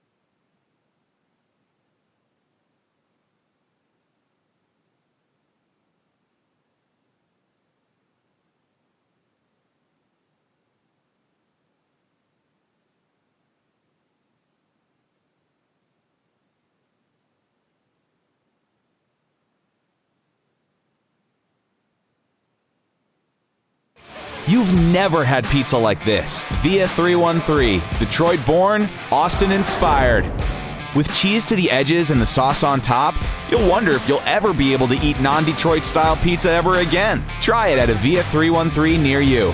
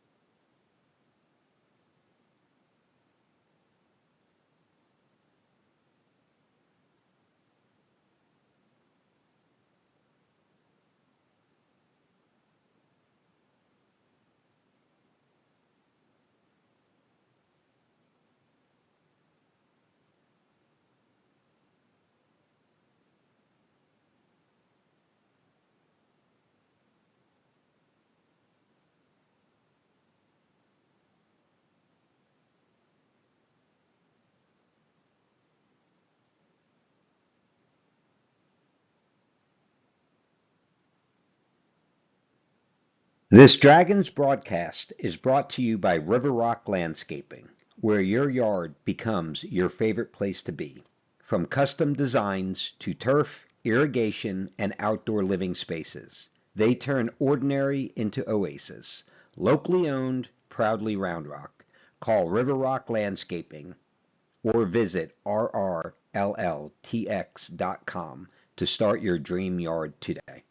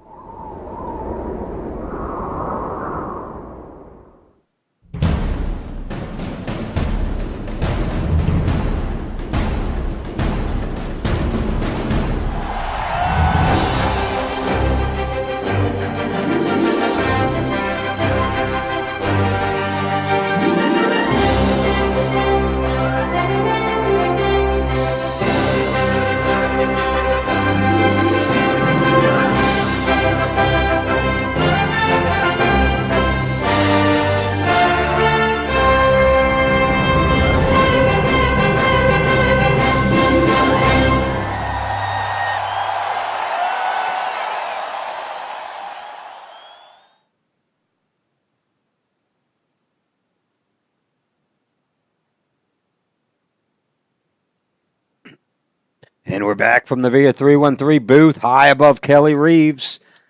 Hank Oppel, almost called you Jack there, brother. Wow. Hank Oppel with Bob Slocum on the call tonight. Round one of the playoffs, and it's Lake Travis ahead 24-7. Really, I don't have stats for the first half, but we could break it down. Round Rock's playing a really good team. You've got to execute and do the basics. We have one play. We just got broken up with a breaking news that Ed Orgeron is in talks with the Arkansas Razorbacks. Who knows if it's true or not in the college hiring. Yeah, anything is possible. But in the first half, Round Rock Dragons really came out, punched them in the mouth. Really shouldn't be as much of a deficit they're facing right now. I mean, we got stopped at the 1 yard line. Should have had a safety as well on that same exact drive. But, I mean, the score's not telling all. 24-7 Cavaliers. Dragons about to kick off to the Cavaliers. Looking for a strong showing here from the Dragons in this second half to give themselves a chance. Not let the Cavaliers run away with it at this halftime. It's really, and you know, I'm going to tip my cap. Coach Tenney is calling a great game. Coach Carter, outstanding job with that offensive line. I can't say enough about the way that they performed. You know, again, let's see how they respond. Again, like you said, Lake Travis will start second half action here. Looks like they're expecting some sort of onside. They don't only have one guy back there to return. They're looking for some trickery, and they're gonna. It's going to be a squib kick across the 20. That's going to roll out of bounds at the 15. That'll draw the penalty flag.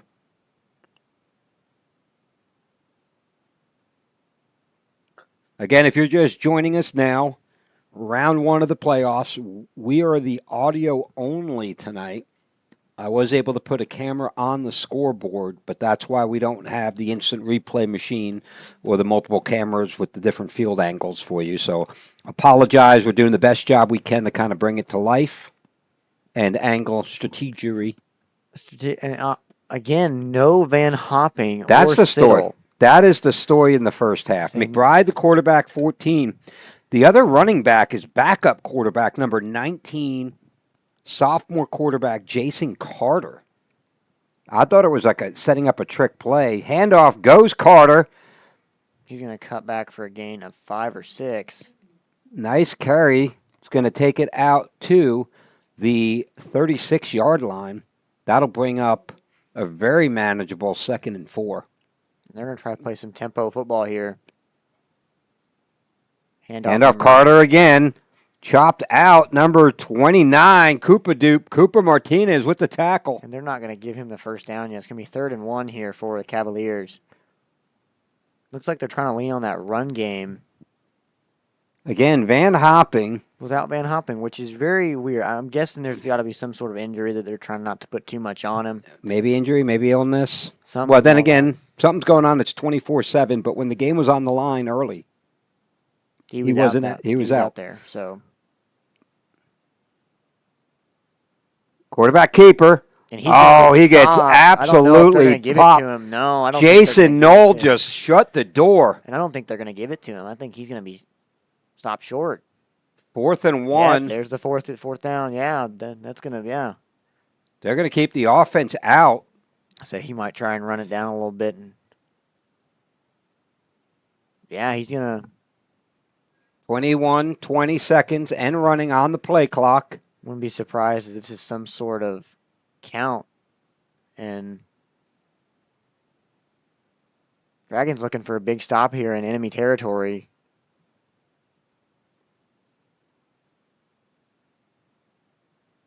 And timeout, Lake Travis. Hank Carter not liking what he's seeing.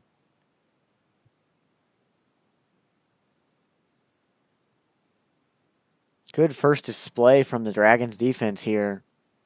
Coming out with some fight, not letting the Cavaliers think they got this game in the bag.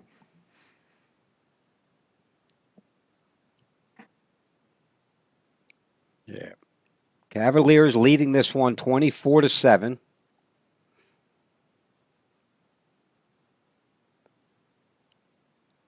Special thank you to all of our sponsors, touchdown sponsors.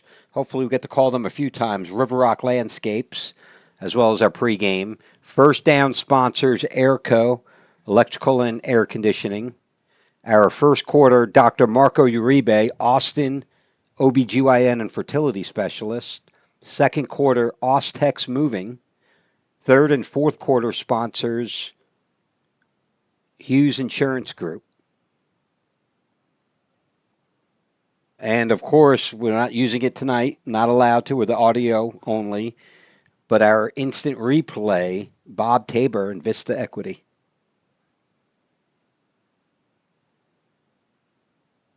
And they're going to send the offense once again out there for the Cavs. Dragons really need a stop here, really to give themselves some momentum. And, again, no Van Hopping. Which he's a pretty stout little back that I'd throw in there. Jason Carter, Some surprise. backup quarterback. They're going to clear out just Jason Carter and the quarterback McBride. Back to pass. Ball, quick pass. That's going to be a first down across the 50 to the 40. He's gone. He's going to take it to the house. Touchdown, Lake Travis. Quick slant, number 10, Weston Smith is going to take the 61 yards from McBride to Smith. It's not what you wanted there. Had a linebacker going over, just couldn't get hands to it. Slides off one tackle. Make it 30-7 Cavs before the kick. And again, Dragons just not being able to capitalize on their on plays. 4th and 1. You have them on the ropes. You need to hold them. And you give up a 61-yard touchdown pass, unfortunately.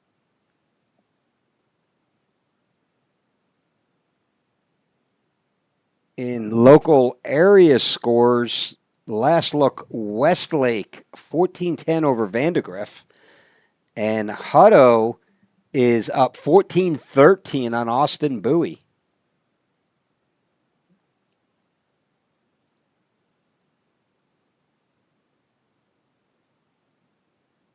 Number 18, Braden Doan, back to kick. The extra point is up, and it is good. He made a 41-yard field goal Like it was in the first half, and he had an easy 10 to 15 more yards. We'll be back in a minute. Tonight's coverage of Round Rock Dragons football is brought to you by Hughes Insurance Group, your local independent insurance broker. Whether it's auto, home, commercial, or life insurance, Hughes works with dozens of top-rated companies to find you the perfect fit at the best price. No gimmicks, just real coverage tailored to you. Protect what matters most. Call Hughes Insurance Group today and score big.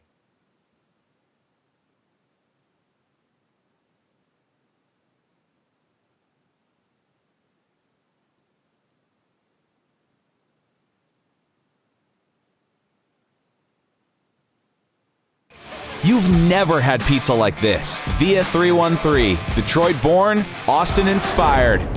With cheese to the edges and the sauce on top, you'll wonder if you'll ever be able to eat non-Detroit style pizza ever again. Try it at a Via We're back 313 near 10-11 left you. to play in the third quarter, and the Cavaliers pulling ahead in this one, 31-7.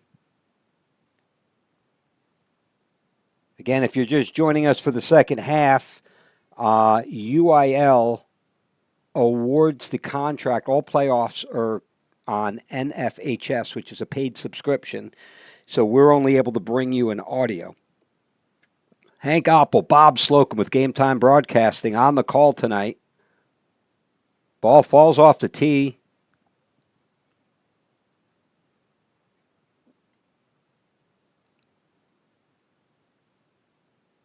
Braden Doan, the senior kicker and punter.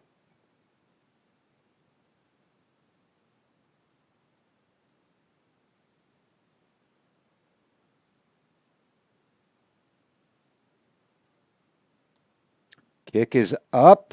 It's going to back into the end zone, out of the back of the end zone. And your Round Rock Dragons will start this drive from their 25-yard line.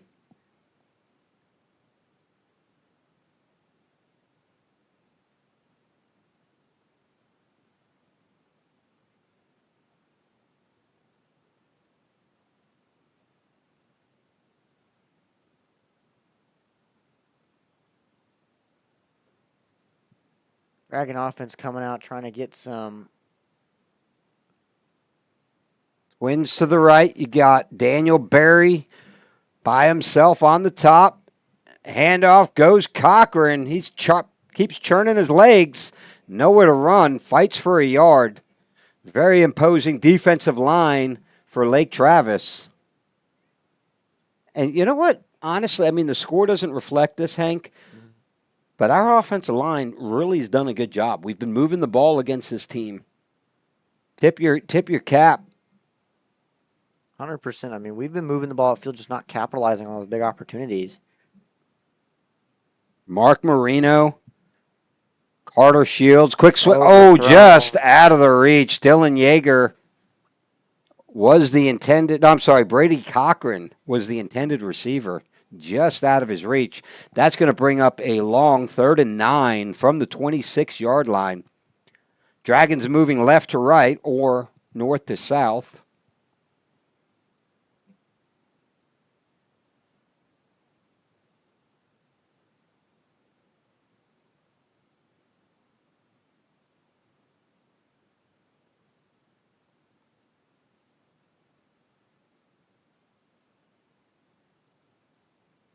Tipped up in the air. And then luckily that ball doesn't get intercepted. I believe it was Duncombe that got in on there. I mean, he's a very tall, lanky.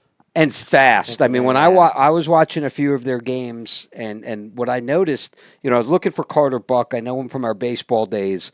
But what really stood out was Duncombe, how fast and explosive he was. His closing speed was really impressive. That'll send out Adam Ferguson, the punt. Almost blocked. Almost blocked again. He's going to catch this one in heavy traffic at the 46-yard line. As a ref, if you're going and you're running and you plan to run by and the other team throws you into the receiver and he fair catches, whose fault is that? It's a no penalty. I was say because I no feel penalty. Yeah, so if you're running down on like a punt coverage, and let's say Round Rock, I'm a Dragon, and I punt the ball, and one of them shoves me into the receiver of the punt, that's not a penalty.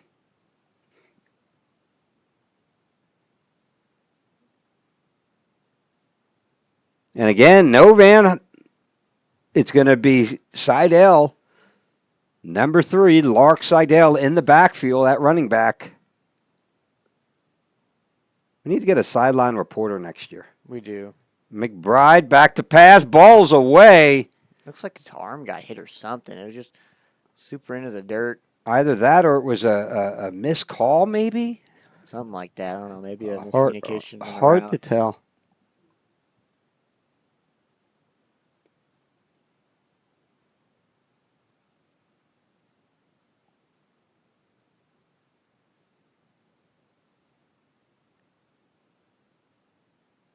McBride under pressure, quick pass. Oh, and that's snuffed out. Jack Wensing with the tackle. Number 16 for the Cavaliers. That's going to be Harrison Kolkhorst, senior tight end with the reception. Dragons showing no remorse, nothing. Tons of fight still left in this team. Really looking here to capitalize on this long third down.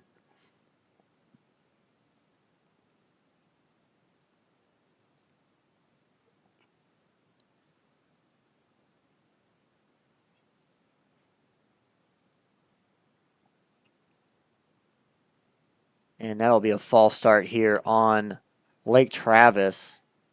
Look like I think that's their first penalty of the night. first penalty, I think it was either the left guard or the running back took a step. That'll make it 3rd and 15 here. Changes up the play call massively. Still 3rd and long here for the Cavs. Dragons looking to keep this one in front of themselves. I mean, here with Lark Seidel, I mean, you're really thinking they're going to try to throw it deep to him. I mean, you got to stay over the top of him. Make sure he doesn't get behind anybody. And Van Hopping is in full pads on the sideline. Back to pass. McBride's going to step up under pressure, flips it out wide open. Across the 40. Finally going to be taken down. Dragons trying to rip the ball out. And there's a flag. Number 4.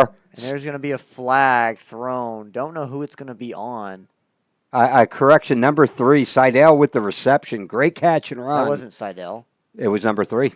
No, it was. He came across. I thought it was 4. No, it was a receiver coming across the other side of the field. It's Seidel. Is it Seidel? Yeah. Really? Yeah, because I just watched him get in a fight. Well, I think he was blocking downfield. I don't think he because We'll have to rewind it. who knows? Oh, can't. But Let's see what the call goes. because I don't know what's going on here. I mean, Seidel was throwing a Personal foul. against Round Rock. Okay. So Let's see what it is. See if there's 2. Nope. Okay. So we're just gonna let Seidel throw punches at Throw us. punches at people. So I know we sound like whiners. Yeah, I know not somebody to said be that. super biased, but like, come on, he threw He threw a punch. It looked like Zamora was trying to punch out the ball. Yeah. And maybe he hit Seidel. Obviously, not in a And situation. he's in a you wanna be in. cast. He is in a He's in cast. a so- cast. Obviously not a situation you want to be in. But like, if Seidel's starting throwing punches again, you have to call that against him, Immediately. too. Like, Immediately. It's unbelievable. So I guess Number 10 with the catch. he's going to be pretty stuffed by Max Williams. And number 4, that's going to be Colton Shane, the senior. Some of the tail of this game, though, right here, especially just flags. There's been 2 unsportsmanlike conduct. you got flags and you got execution. Execution. Execution. And I'm always going Do to you- blame execution before I blame flags. It's never like. Yep. Obviously, we don't want the flags, but we got to start executing, especially when we have them 4th and 1. We give up a touchdown. You just can't let that happen. Quick snap. Oh, hits him on the seam. Carter takes it in for another touchdown. Oh, that was that Brett Favre, quick catch, quick hard slant. Almost sacked, able to get the ball out. That'll make it 37-7 before the kick. Again, Dragons kind of shooting themselves in the foot with those penalties. Yep. Obviously, don't agree with them, but what can I do to change them? What I don't like on the penalties is it seems like it's a one-sided. That's How about the I say, one side. It's very one. Oh, I don't even. Yep, he made that one. So I'll make it 38-7 Cavaliers. Obviously, penalties are not the reason that this game is going this way. Obviously, they don't help. But Dragons just having a lot of trouble executing, especially on 3rd and long. 3rd and long, it's like you have them almost dead to rights, and we're just letting stuff squeak by. Obviously, it's something we don't like to see, but it's just the tail of this game right now.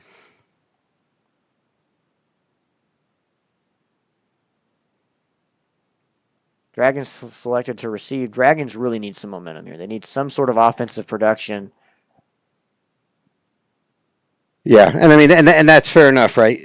We're losing the game because we're not executing. We're not wrapping up. We're not tackling. We're getting beat on some of these quick slants. So I mean, at some point we got to look back in the room, in the defensive coordinator room, and be like, hey, we got to figure something out. We got to have somebody sitting there in a zone, or have a defensive end come off and sit right there.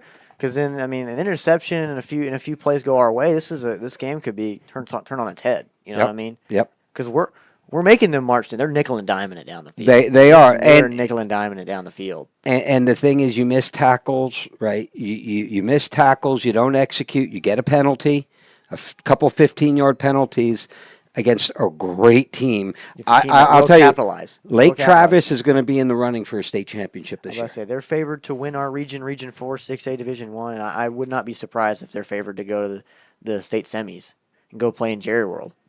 Kick is up, and that's going to be blasted way out of the back of the end zone. Wow, I think that might have hit the grass. It out of the turf. it did. Lord. It did. That was a monster kick by number 18, Braden Doan. Still tons of time left in this game for the Dragons to execute. And we'll be back in a minute. Tonight's coverage of Round Rock Dragons football is brought to you by Hughes Insurance Group, your local, independent insurance broker.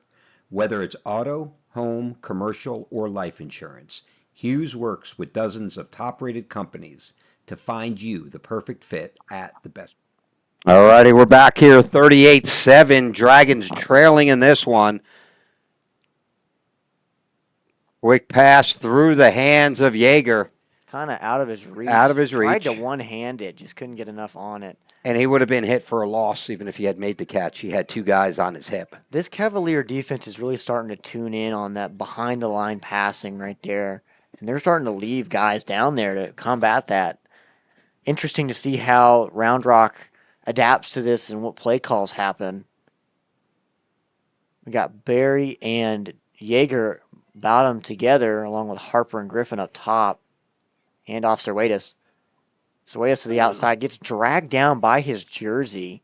And you know what I love? You didn't see this, but on the backside of the play, the defensive end came in and Dove Stickler just popped them. Yeah, I love it. let them know that, hey, I'm not easy, man. I'm not scared of I you. ain't scared of you. And I'm going to be honest, and knock on wood, this defense, I think together has somewhere in the realm of 30-something sacks.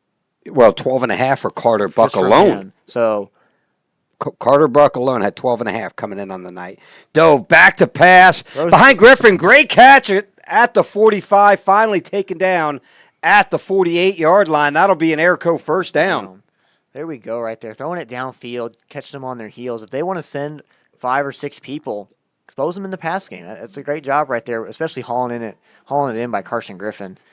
In comes number 9, Eli Ellis. He's been missing in most district action because of, I think he had a sprained MCL or something out there in a knee sleeve. Yep. Tight end.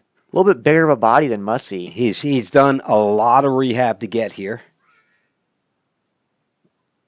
That's going to be Yeah. a false start. False against start the on the offense. Dragons. Yeah, that's a false start. Yeah, mean, Eli Ellis has put a ton of work in. And not only has he put a ton of work in to get back on the field here, he also went out and got his private pilot's license, flying Cessnas. What? You can get that at that age? Absolutely. Wow. Absolutely. So he's looking to go on to college next year and get a degree in aviation. That's And great. I power had to him. I had 19 hours in a Cessna. It's a lot of time. It's a lot of money. It's a lot of work. So tip the more cap. power to Congrats, him, man. Eli. Sky's the limit, literally for you. High snap, given to Cochran, That's- and he's got nowhere to run. That's going to bring 2nd and 15.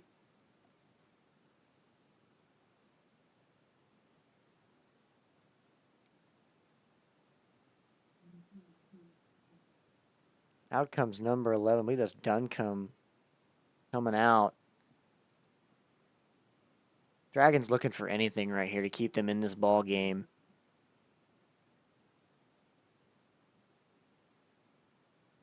Back to pass. Puts it up deep for Yeager. Makes the catch And he at the comes down with 45. it over a receiver. He was in that triangle of death. Comes down over number 9. Yeah, I believe so. He's going to On be at the Lake 32 Travis. for another Airco first down. We're going up tempo. Trying to keep the defense. The two big defensive linemen are off. Handoff Serwatus, Able to dodge a few tackles for a gain of 4. the I mean, if human I'm- bowling ball. If I'm Round Rock, I'm keeping this tempo up. Go, fast. When they decide not to do that, they're going to go ahead and start running some normal tempo football. I want to thank you all for tuning in again. Sorry we weren't allowed to play actual video or use the instant replay machine tonight. NFHS has the rights to it, so it's a paid subscription to watch it through them. We tried to get it, but had no luck. Play action. Dove Stickler puts Up the to ball Barry. up to Barry, jumps up, He comes up touchdown. and gets it. Another Wow. great catch by Barry. Dude, this kid is amazing. I mean, Doesn't matter what level of competition he's playing. He's going to go up and get that football. That's a grown man catch from Daniel Barry. and a big shout out to Bill Barry. Bill Barry. Up in first of all, I love Patrick, his dad. I coached against him many years in just a flag football. But shout out to Bill Barry out of Brooklyn. Here's Ari with the kick, is up and it's good. And we're at a 38-14, showing a little bit of life with 4:39 left to play here in the third quarter. I mean, if I'm the Dragons, I'm looking at that. I'm like, dude, might as well throw it up to Barry. Let him go get it. I mean, the big plays that we've had have been go up and get the football. Yeager, Yep. Barry, Yep. Griffin went up and got the Absolutely. football. Harper's done a great job going to get the football.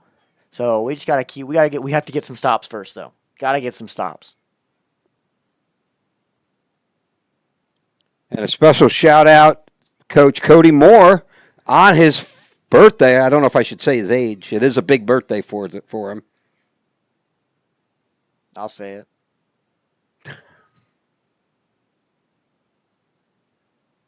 Let's just say I had that big birthday once. That was a long time ago. A little more salt in my beard than pepper, that's for sure. I don't have a beard yet. I just shaved. I believe this was the score of last year's game. 38-14. I believe that was the score of last year's game. Can't remember it fully, though.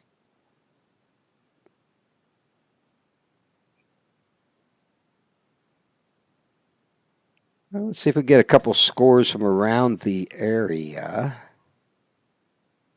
Let's see what we got here. Westlake is still up on Austin Vandergrift. That's an exciting one just down the road a few miles. 14-13. Same with Austin. And Bowie, Hutto is leading Bowie 14-13 in local action.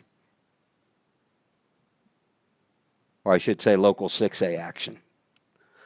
Here's Ari out to kick. And here, potentially onside kick coming up. There it is. Ball takes a big bounce. Oh, and they make the recovery. Great job. Let's get a number here for Lake Travis in heavy traffic. It looks like it's number 12.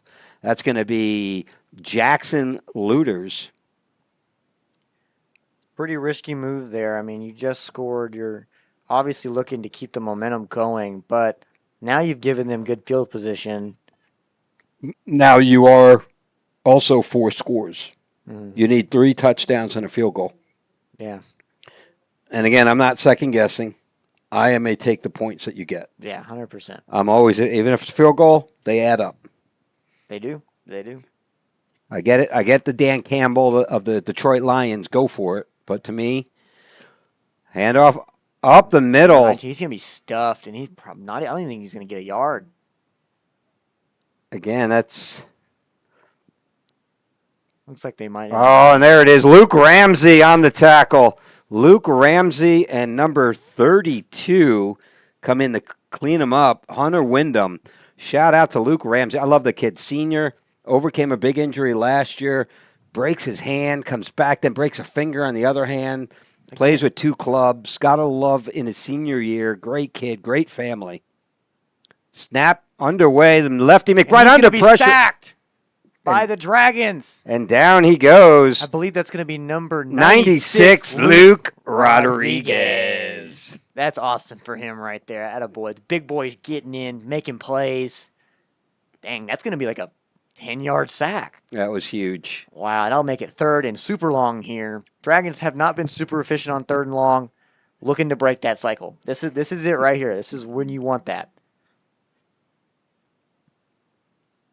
Dragons only have 3 down linemen. You got to love this comment in the chat. I don't have hair on my face yet, Hank. I have hair on my face. I just choose to shave it. Okay. He looks like a cat with whiskers. Back to pass, McBride. Ball's in the air. Great catch. Wow. Did he get a foot in? He did. That's Wow, an what outstanding amazing catch. It is number 4. Number 4, Patrick Colby, and I think you were right. That was when I about to say, I we think it had was that him. personal foul. Patrick I think Colby it was was him who caught it, and then I still don't had a underst- huge. I still don't understand how you can't throw a flag on Seidel for that. Obviously, Oh, it's don't- automatic. When you throw a punch, it's an auto obviously- injection. Obviously, don't know. I mean, I wasn't down there, so obviously don't know fully. Yep, But is what it is. we'd like to see some calls go our way, maybe. But First and 10. Ball is on the 40-yard line. McBride, hand off to number. Carter, the backup quarterback, number 19. Still no Van Hopping, which is very. That is the big story. Jason Carter's been in at running back, or earlier in the game, it was Lark Seidel. I see Van Hopper. He's right there on the sideline So I'm guessing in full gear. I'm guessing like they're just trying to limit him on his care. The only thing I can guess is injury bug. Maybe he's just sick. We don't know. We don't know. But good No news idea. is he's not I'm injured. about to say he's in full pass. And- He did go in at one point in this game. Averaging 112.5 yards per carry. Van Hopping is who you want to make a playoff run here. So we never want to hope that anybody's hurt or anything. Good thing he's out there in pads though. Play action. McBride shuffle pass. And that's a hold on number 32. Run 16 out of held him. Pretty- bounds. Not called. You know, not to sound like Sarkeesian in that Georgia game last year, but I would hope some of those calls would go our way. You know, maybe if we throw enough bottles on the field, it'll get overturned. Sorry, I'm just No. poking fun at the UT fans in the chat. Again, UT versus Georgia this weekend, 6:30. Big game. Yeah, in between the hedges. Kirby doesn't lose there except to Alabama, apparently. Doesn't matter who's coaching Alabama either. Back to pass. Looking Oh. to his right. Ball's up. To, And that's oh, gonna be- great job. Patterville got a hand in there and knocked it out. A little comeback route, a little hook, and Patterville able to stick his foot in the ground and go make a play on the football.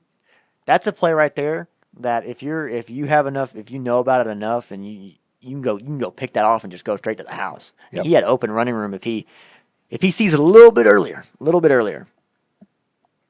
Yeah, let's see if we can. We're going to try to kill one of the lights in here so you don't see our ugly mugs. Well, you don't or wanna my see ugly mug you and wanna see Hank. my beautiful face.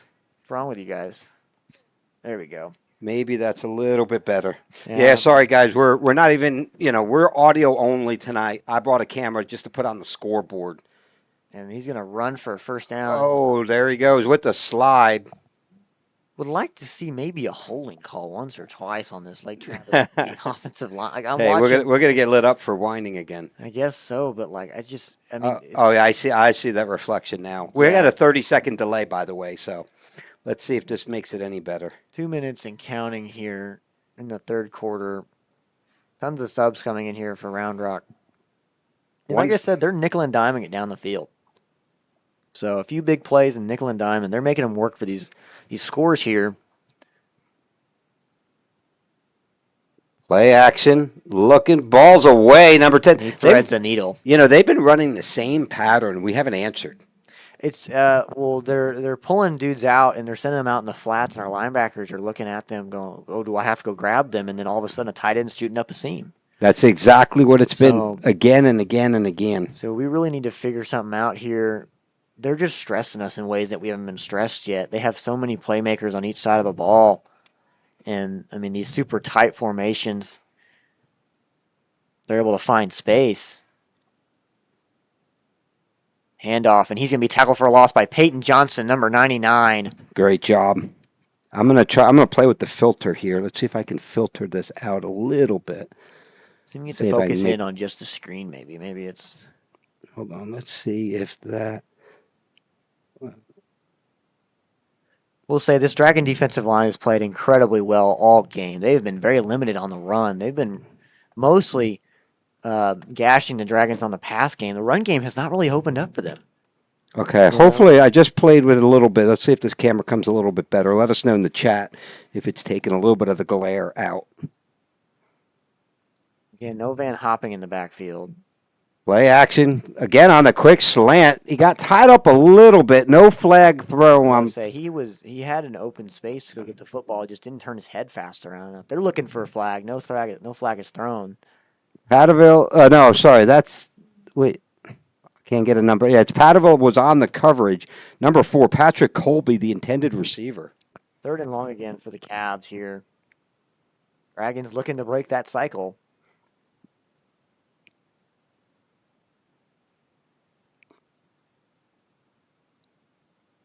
28 seconds. That's going to be a false start on the receiver. That's a huge one. That's going to send them back. It was 3rd and 12. That'll make it 3rd and 17. Again, plenty of leg in this field goal kicker. Braden Doan made one 41-yarder earlier in the game, and he easily had a 10 or 15 more. 100%. Dragons subbing out Max Williams for, I think that was Ellis King coming in to be more of a nickel. Thank you, Ryan Mueller. A Cavs fan tuning in. Quick flick out to the 10. And that's not going to be enough for a first down. They're going to keep the clock rolling here with 21 seconds left in the 3rd quarter. We won't mention the dig he took, but Ryan, thanks for the update. Van Hopping had an ankle injury 3 weeks ago, so resting him a little bit, and as the score has gotten further and further away, wisely letting him rest for their hopefully what will be a state championship run. But thank you, Ryan. Thank you for tuning in. Yeah, thanks for watching the stream, man. Appreciate it.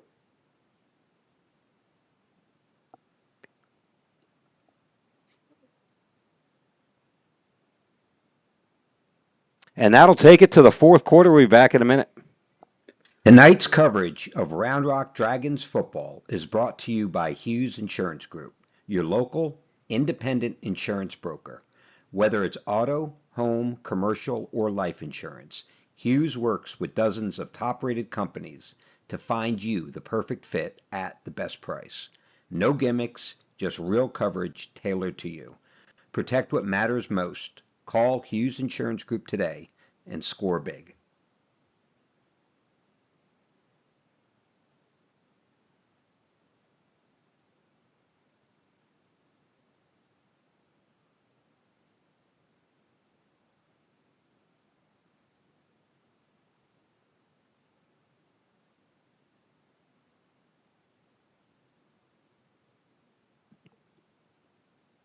And we are back here for the field goal from Lake Travis. 4th quarter action for some of these seniors. This will be their last 4th quarter. Kick is up.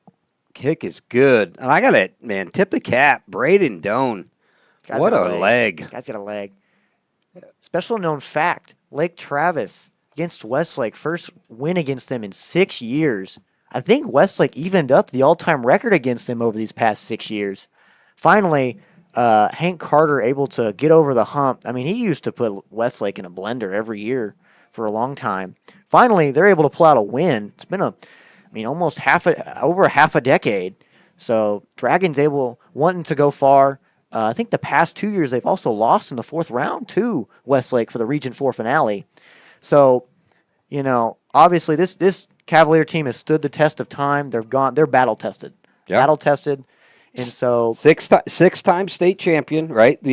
I believe the only one in Texas state history to go five consecutive, 2007 through 2011. Yep, 3 in 4A, 2 in 5A. Then they have 1 in 6A in 2016. Yep. So,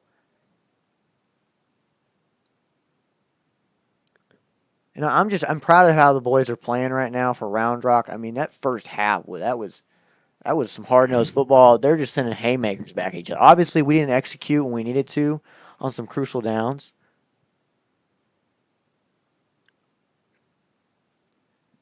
Thank you, Mr. Mueller. Yeah, we love doing this. This is a lot of fun. Yeah, and no, seriously, thanks for that update too.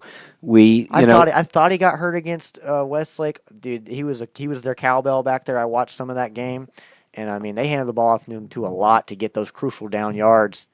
but 112.5 yards per game. that's hard to do here, especially at the 6A Division I level. I'll tell you the stat that impressed me the most, 12 and a half sacks for Carter Buck. That's insane. That is off the hook. You know, the most insane stat I've seen was when Ball fielded on the 10, across the 20 to the 30. Oh, and he's going to be thrown down at the 31-yard line. Dylan Harper on the return.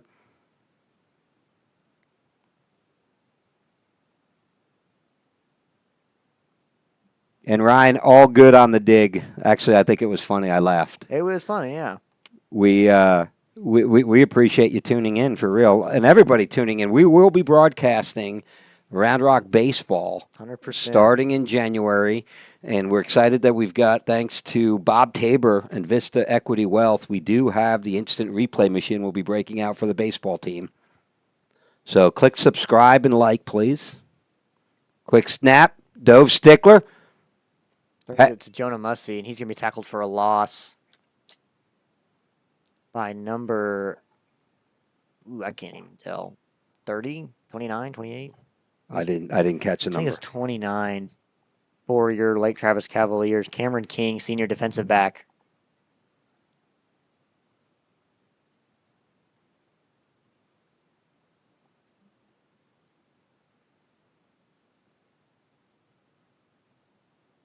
So 11-16 left in the season. Dove Stickler. Griffin in motion. Quick pass. And that ball's going to Daniel be disrupted. Berry. But great job. Is that 0? Yeah, it's going to be number 0 again. Braden Lott. I mean, they're starting to key in on those behind the line passing plays, and Dragons looking for something. I mean, we've done very well on those jump balls. I feel like we've come down. We've thrown 5 of them, come down with 3 or 4 of them. So I really wanted to see the Dragons go up for a ball, let Barry Yeager, all of our talented receivers go up and try to make a play here. 3rd and long here. Back to pass. Under heavy pressure. Gets it off and knocked out of bounds. It's Brady Cochran on the reception. Is able to pick up about 4. Takes it to That'll be the punt team. 35-yard line. And we'll get another shot of Adam Ferguson coming in the punt. Most action he's probably seen all year out there on the punt team. Even versus Vandergrift, I don't feel like we punted that often. No, Vandergrift, I remember him coming out one time. It was like in the 4th quarter. It was a good punt. It was a really good punt. Any updates on the scores? Let's refresh here. Looks like Westlake. Of course, I messed it up. Punt is away. It's going to bounce across the 30 to the 25, and it's going to finally be downed by the Dragons at, looks like they're going to mark it at the 24-yard line. Good punt there by Adam Ferguson, and we'll be back in a minute. Tonight's coverage of Round Rock Dragons football is brought to you by Hughes Insurance Group, your local, independent insurance broker. Whether it's auto, home, commercial, or life insurance, Hughes works with dozens of top-rated companies to find you the perfect fit at the best price. No gimmicks, just real coverage tailored to you. Protect what matters most. Call Hughes Insurance Group today. And we're back. Play action, quick swing pass. Makes one man miss and won't make the other one miss for a gain of 3 yards. No, 4 yards. Colton Shane able to take him down. 2nd and 6 here for the Cavs. 2 score updates. Austin Westlake leading Vandergrift right now, 14-13 in the 4th quarter. And Hutto up over Bowie with the same score, 14-13. Hutto leading Bowie, and 14-13 Westlake leading Vandergrift. Both games are in the 4th quarter. Handoff goes 26. He's going to be tackled down by number, I think Peyton Johnson. No, 99. Peyton Johnson. Peyton Johnson. 3rd and mid. Yeah, I'm going to say 3rd and mid here for the Cavaliers. Had very good success on 3rd and long and 3rd and mid for the Cavs. Obviously, Dragons able to end that cycle last drive and force them to kick a field goal. Dragons really looking for any sort of hope and momentum here. 9:41 and ticking on the clock in the fourth quarter.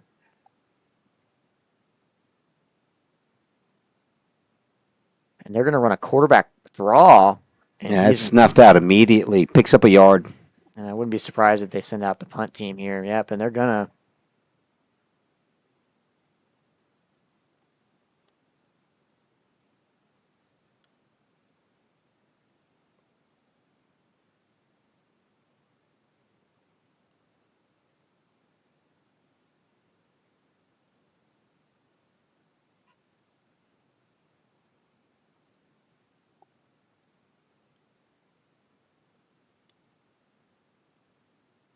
Both Harper, Yeager back deep. Fair catch called for by Harper at the 38-yard line. And just taking a quick look at the upcoming bracket. So the winner of this game will play the winner of Brennan versus Reagan. We'll go see if we can find that score.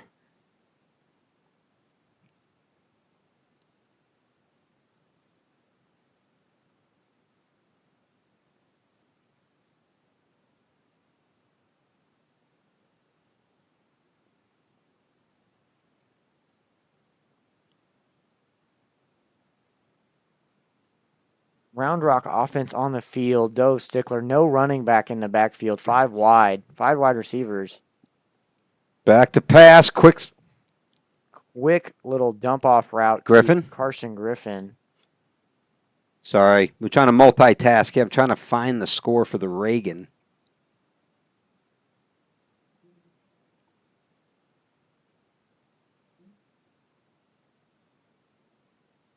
So up right now, San Antonio Brennan up 35-14 on Reagan at halftime. Still a whole lot of game to be played in that one. Play action. Ball is in the air. Up to Barry. He makes the jump, and that's nearly intercepted. Looks like Barry got his hand on it almost. One hand, but he was able to come with 2 hands and try to pick it off. Tyler Tilford, outstanding coverage by the senior defensive back. They'll make it 3rd and mid for the Round Rock Dragons. We'll stop the clock at 8:08 left here in the 4th.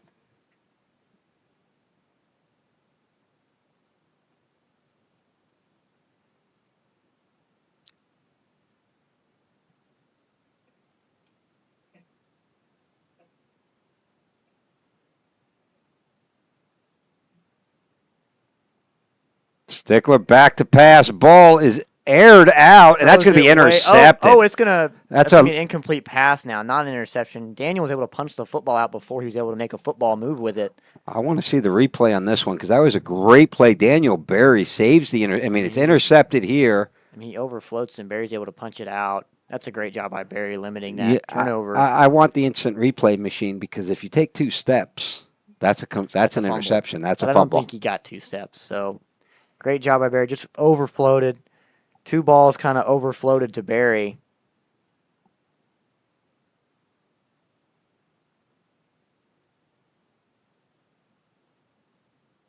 Yeah, LT is 10-0.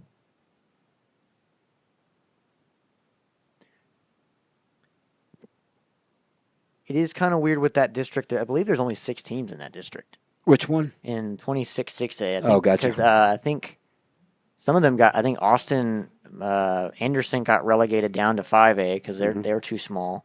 Yeah, they're kind of landlocked where They're Anderson's landlocked. located. And so there's not. And priced out. So I think they're missing a team or something down there. So they had to play like 3 or almost 4 out of conference or out of district games. And so they don't schedule week games either. They play Rockwall Heath. I think they don't schedule week out of district games. Still McBride. Back to pass. Ball's thrown underneath. Great catch. Now they're going to be brought down. I believe it was first hit by Ellis King and then finally by Jason Nold. Yeah, that's what I thought it was. Number 3. Seidel. He's a player. I mean, there's a reason he's a leading receiver for them. I mean, he's like an all-purpose guy, man. You put him in the backfield, put him outside, put him in the slot. I mean, they're trying to get him the ball as much as they can for good reason.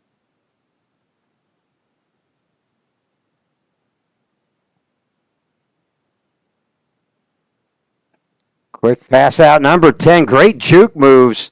Finally going to be wrestled down by Colton Shane. Number 10, Weston Smith with the reception. Don't know if they're going to give him the first here. Looks like they're. Yep, Yep, they're moving it. They're moving it. I couldn't tell what he was doing. Especially in a 41-14. You're not gonna mark it at a half yard. Yeah. You're gonna either give it or not give it, and it's gonna be plain as day. Again, for those of you that have followed us all year, thank you. This was our first year doing this, and special thank you to sponsors like Hughes Insurance Group that enabled us to bring you this broadcast for free. We will be back next year, and I agree, Sky Chief, as we make our state run next year. I like what Cody Moore on his 40th birthday tonight.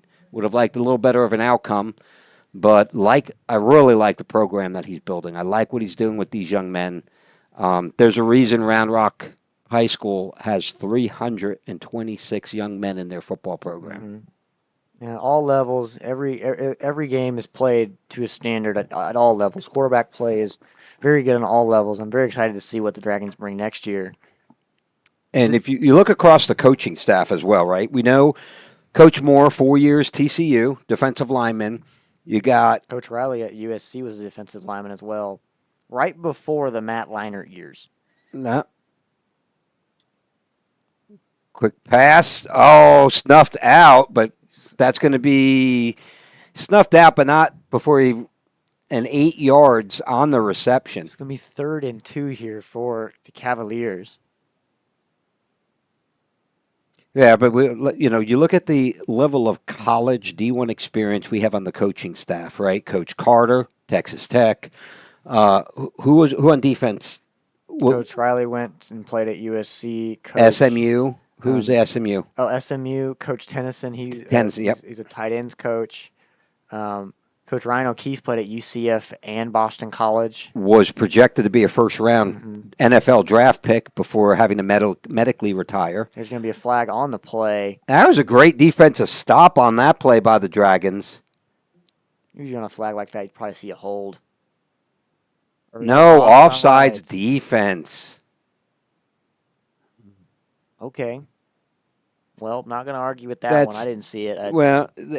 That's the other thing. Listen, we may not like every penalty, but we've had a lot of penalties. We got to tighten that up. You got to play discipline. You're playing in a playoff game. You got to play disciplined football. Coach Moore says this every week in our weekly interviews, right? You got to execute, right? Yep. When I coached, I used to say, do your job. Even when I coached kids, it was do your job.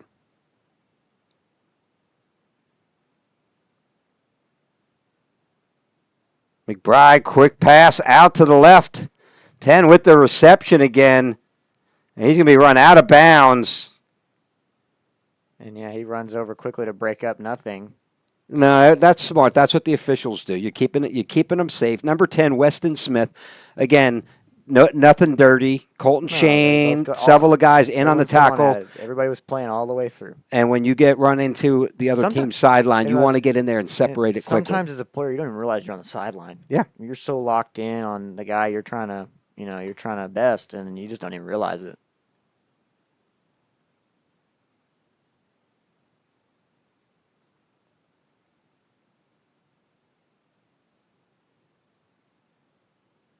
It's going to be a screen pass out for Lake Travis, and I think he might have enough for a first down.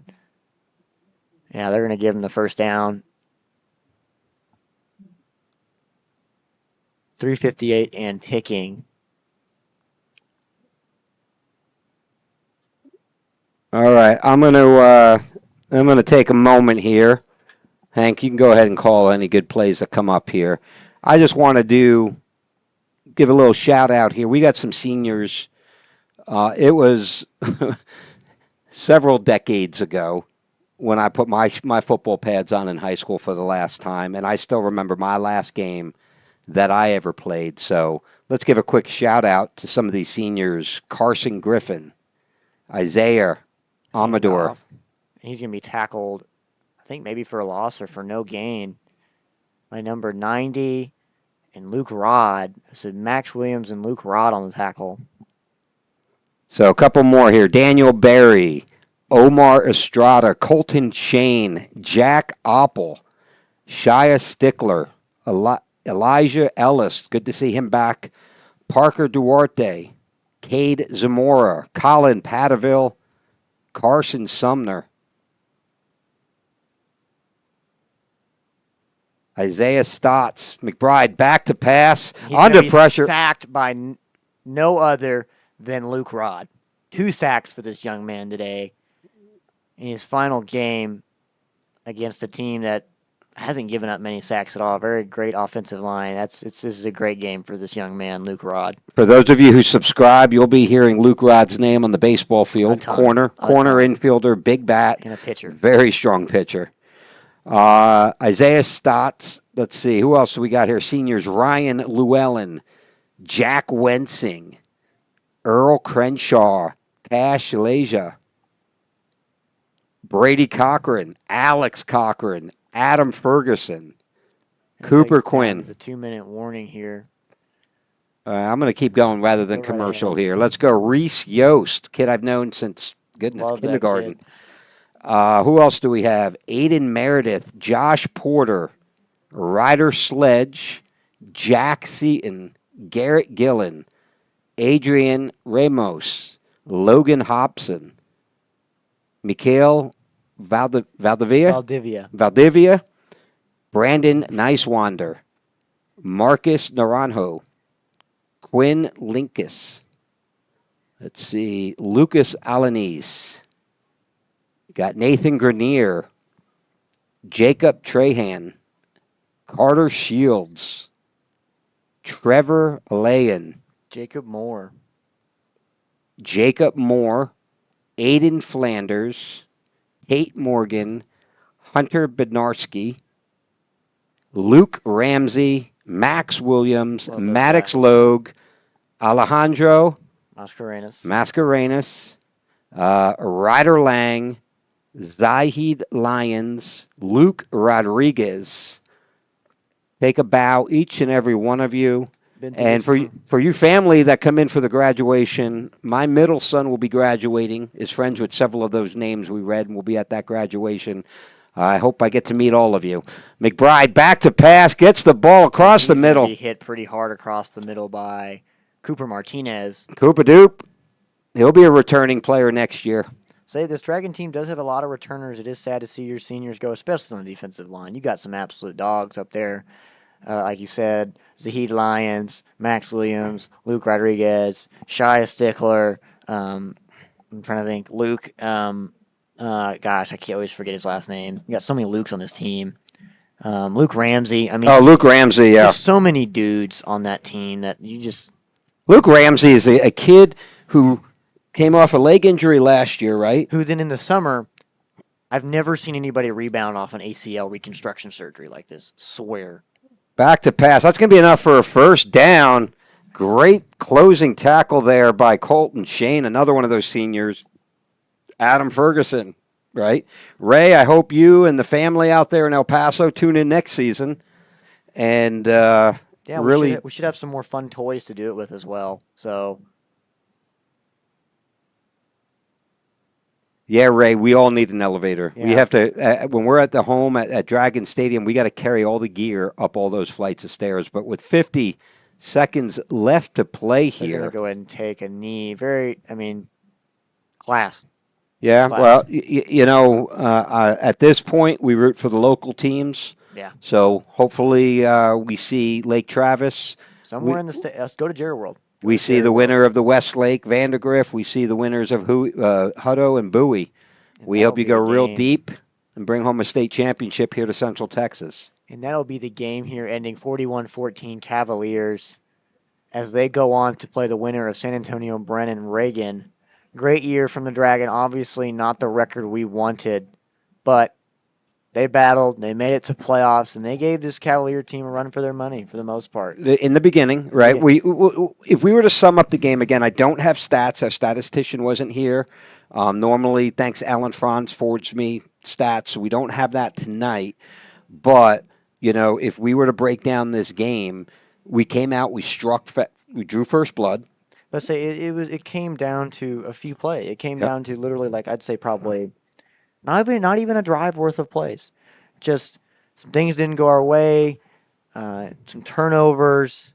I mean, Couple penalties. couple penalties. Obviously, that will always Will bite you. Bite you. But I mean, it's just we gave this. The score does not indicate what kind of game this was. No, it 100%. it absolutely didn't. For 'Cause- those, yeah, Honestly, the Dragons could have come out and been 14-0. it could have been. It could have Could've been. It could have been, right? So we go up 7-0. We got held on the 1 yard line. Which then we almost, I think we got the safety, but I'm not down there as a Well, referee. yeah, I mean they're on top of the play, so they mark him down twice at the half-yard line, and then broken coverage 99.5 yards, right? And it's no surprise that pass goes to number 3, Lark Seidel, 99.5 yards. But again, there's a reason Lake Travis moves on to 11-0. Mm-hmm. Great year by the Dragons. I loved it, and I'm gonna say I loved every moment through the losses, through the wins of commentating on this team. I had the special opportunity to coach these boys in the summer. My own younger brother is on this team, Jack Oppel, and I'm proud of all of them. You know what I mean? It obviously not the season we wanted, but these boys fought. These boys fought hard. They fought for the name on their chest. They fought for the name on their back, and they fought for the boys next to them. And that's all I can ask for. That's all I can ask for as a fan and as a coach, knowing them. These boys care. And so obviously a lot of things happen in this game. You can blame it on refs. You can blame it. It don't matter. It wasn't the refs. This was was a not the great refs. Lake Travis team that came in and played great, They and they executed. And so all the stuff about, well, we should have done it, it's over. You know, this needs to be a celebration for these boys that they battled. They went 0-3 to start the year and made the playoffs and ended up almost beating our rival Vandergrift, went to overtime. And we lost 3 games by less than a touchdown. Very competitive games. So overall, good season here for the Dragons. Always glad to commentate on these boys. Hopefully next year we'll have a better year. And yeah. Well, hey, a couple of things, right? Number one, special thank you. Melissa Slocum, Aaron Oppel, Chris Brogdon, Justin DePriest, Hank Oppel. These gentlemen, these ladies put a lot of time in, and no one was paid. It was all volunteer and time to come up here and work cameras. Hey, I'll give all my time to come watch some good Round Rock football. So thank you. Chris Neely came out, did some photography for us on the sideline. Of course, Justin Vickers shared several photos with us to help us. And thank you, Cody Moore. Coach Moore had this vision. Last year I was at a Round Rock basketball game. I was doing the announcing for baseball. He had approached me and said, hey, he and I had talked about me doing football. And then it was my first season not coaching. I said, you know what, not coaching baseball. My oldest son, first year of college, I said, I'm just going to take the fall off. I kind of told my wife, man, I really wish I'd done it. A week later, I see Coach Moore, and he asked me, hey, did you want to do it? Like this? He had this vision for this broadcast. We looked at potentially bringing in outside companies to do it, where we do the broadcast, they do the production. Special thank you to first responders broadcasting out of Georgetown, Texas. Kelly Duvall, Wally Harmon. These gentlemen went out of their way to teach me the ropes of how, from everything from cameras to audio to visual, to how to put on a production like this. Literally our very first game of the year, couldn't get the audio to work. I'm on a FaceTime call with Kelly Duvall from First Responders, the announcers for Georgetown High School, walking me through troubleshooting to get the audio to work. We went live 6 minutes before that Shoemaker game. So we fast forward now, very sad to see a season come to an end. I gave a roll call for all of these seniors. I want to make this clear as a player I've gone through this. It ain't just the players crying. Shoot, I hugged so many coaches that were tearing up because we're their kids as well. Yep. From a lot of my coaches, I played with them for 4 years. Yep. Dude, it was. I knew them. A lot of them. I knew their kids. I mean, they tear up because they're losing kids themselves. You know what I mean? We're their kids as well, and they'll all tell you that. They all love us to death. I mean, shoot, I'll go up to Coach Reisner biggest smile. Hey, how are we doing? You know, trying to figure it out because they love us. They love us to death, and they want nothing but the best for us. So It's been over 3 decades when I coached as a head coach my first team in football.